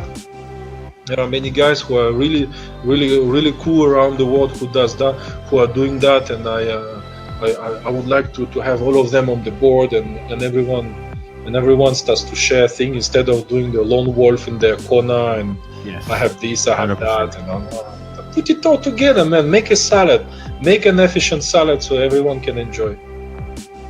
Yeah. You're definitely onto something there, Yuri. Yeah, and guys will come to your workshops. Don't worry, they're not blind. They will be attracted by your incense and your madra, mudra, guru meditation that is very close to them because of their culture. I had some guys from India. They come to my workshops, and I explain things pragmatically and all of that. And he says, "Man, I did all you said, but the moment I call up my guru, man, I was out of body." I said, "Great, man, just do that. You call your guru, you out of body. What can I say? That works for you, man. Whatever is convincing you, that works, and the reality of guru for you, fine." You have another guy who is completely scientific, and he doesn't want to hear about guru. So he wants the scientific, do this, do that, and he has his experience and what the fuck, man. Oh, okay, good for you too, So different approaches, different kinds of people. We are living in a world with many countries. In every country you have it. Talk to the guys. Talk to the guys. How many different personalities you get there? They talk different language, and not only the language, they have the whole thing, cultural thing running there, for them, with them. and they're sensitive to different things. So stop being scared that your approach is not going to be appreciated, and you should be scared of the competition. Come to Lucidity for All, put your profile, be with the whole world, man. That's gold, it. bro. I'm done. That is done, man. absolute gold. Well, we've got a 3-part series with this, so like we're going to wrap it up now, but we've got another 2 live casts with Yuri on this topic, because it really is a topic that requires more than one live cast. So in the coming days we will organize for the second live cast with Yuri, and we'll put that out as soon as we agree on a date and time. But it's been absolutely awesome, Yuri. I've really enjoyed this. What I like about you is that you're a real spiritual anarchist. You're open to everything. You invite everyone to your table, and this is what I love. I'm totally down with you. There's nothing more frustrating than dealing with whether it's online or whether it's at a real table, and people are like all tripping over, oh, don't use that word, or this word's wrong, or that technique's not right, and there's no discussion. Things aren't good. I don't give a shit, man. As far as it works, that's good enough, man. Maybe one word is for the next session. So it's gonna be maybe in a week time, 10 days, I don't know, something like that. But maybe it's a good idea, if you watch this session, write to Michael and myself, ask questions of what you would like us to discuss, because maybe you cannot attend the next session, but we will take into account what you want to know, and we will discuss it during the next session, and we will name you, we will tell where you are from, who you are, and whatever you want us to say about you, and we will discuss whatever question is getting itchy in your mind. So prepare your session. You have a few days now, a week or so. Send these questions to Michael Pinilla or me, Yuri Zaritski. Let's do it. Sounds really good, Yuri. Well, I'll put our contact details onto this live cast, so people that are watching it on Facebook can have access to our contact details. And of course I'll be uploading this onto YouTube as well, and we'll put it across both groups and all of that. So let's make a revolution. Pleasure. Yeah, I've really enjoyed this. I'm looking forward to the next one already, so we'll have to make it happen in the next week. We'll get it done. Who knows, after this series, go on with other guys. There's many other interesting guys, but we'll probably come back maybe in half a year. We'll do some more things, I'm sure. I enjoy myself with you, brother. Really enjoyed. Thank you, my brother. And okay, so we'll wrap it up there, and I'll be in touch in the next hours or tomorrow or whatever, and we'll get the next one together and let everyone know. Thank you, bro. See you, Take bro. care, brother. See you. Ciao, Yuri. See you. Have a good day in Australia. See you. Thank you, bro. Bye. Thanks for joining us, everyone. Bye for now. Thank you, everyone. Yes, thanks.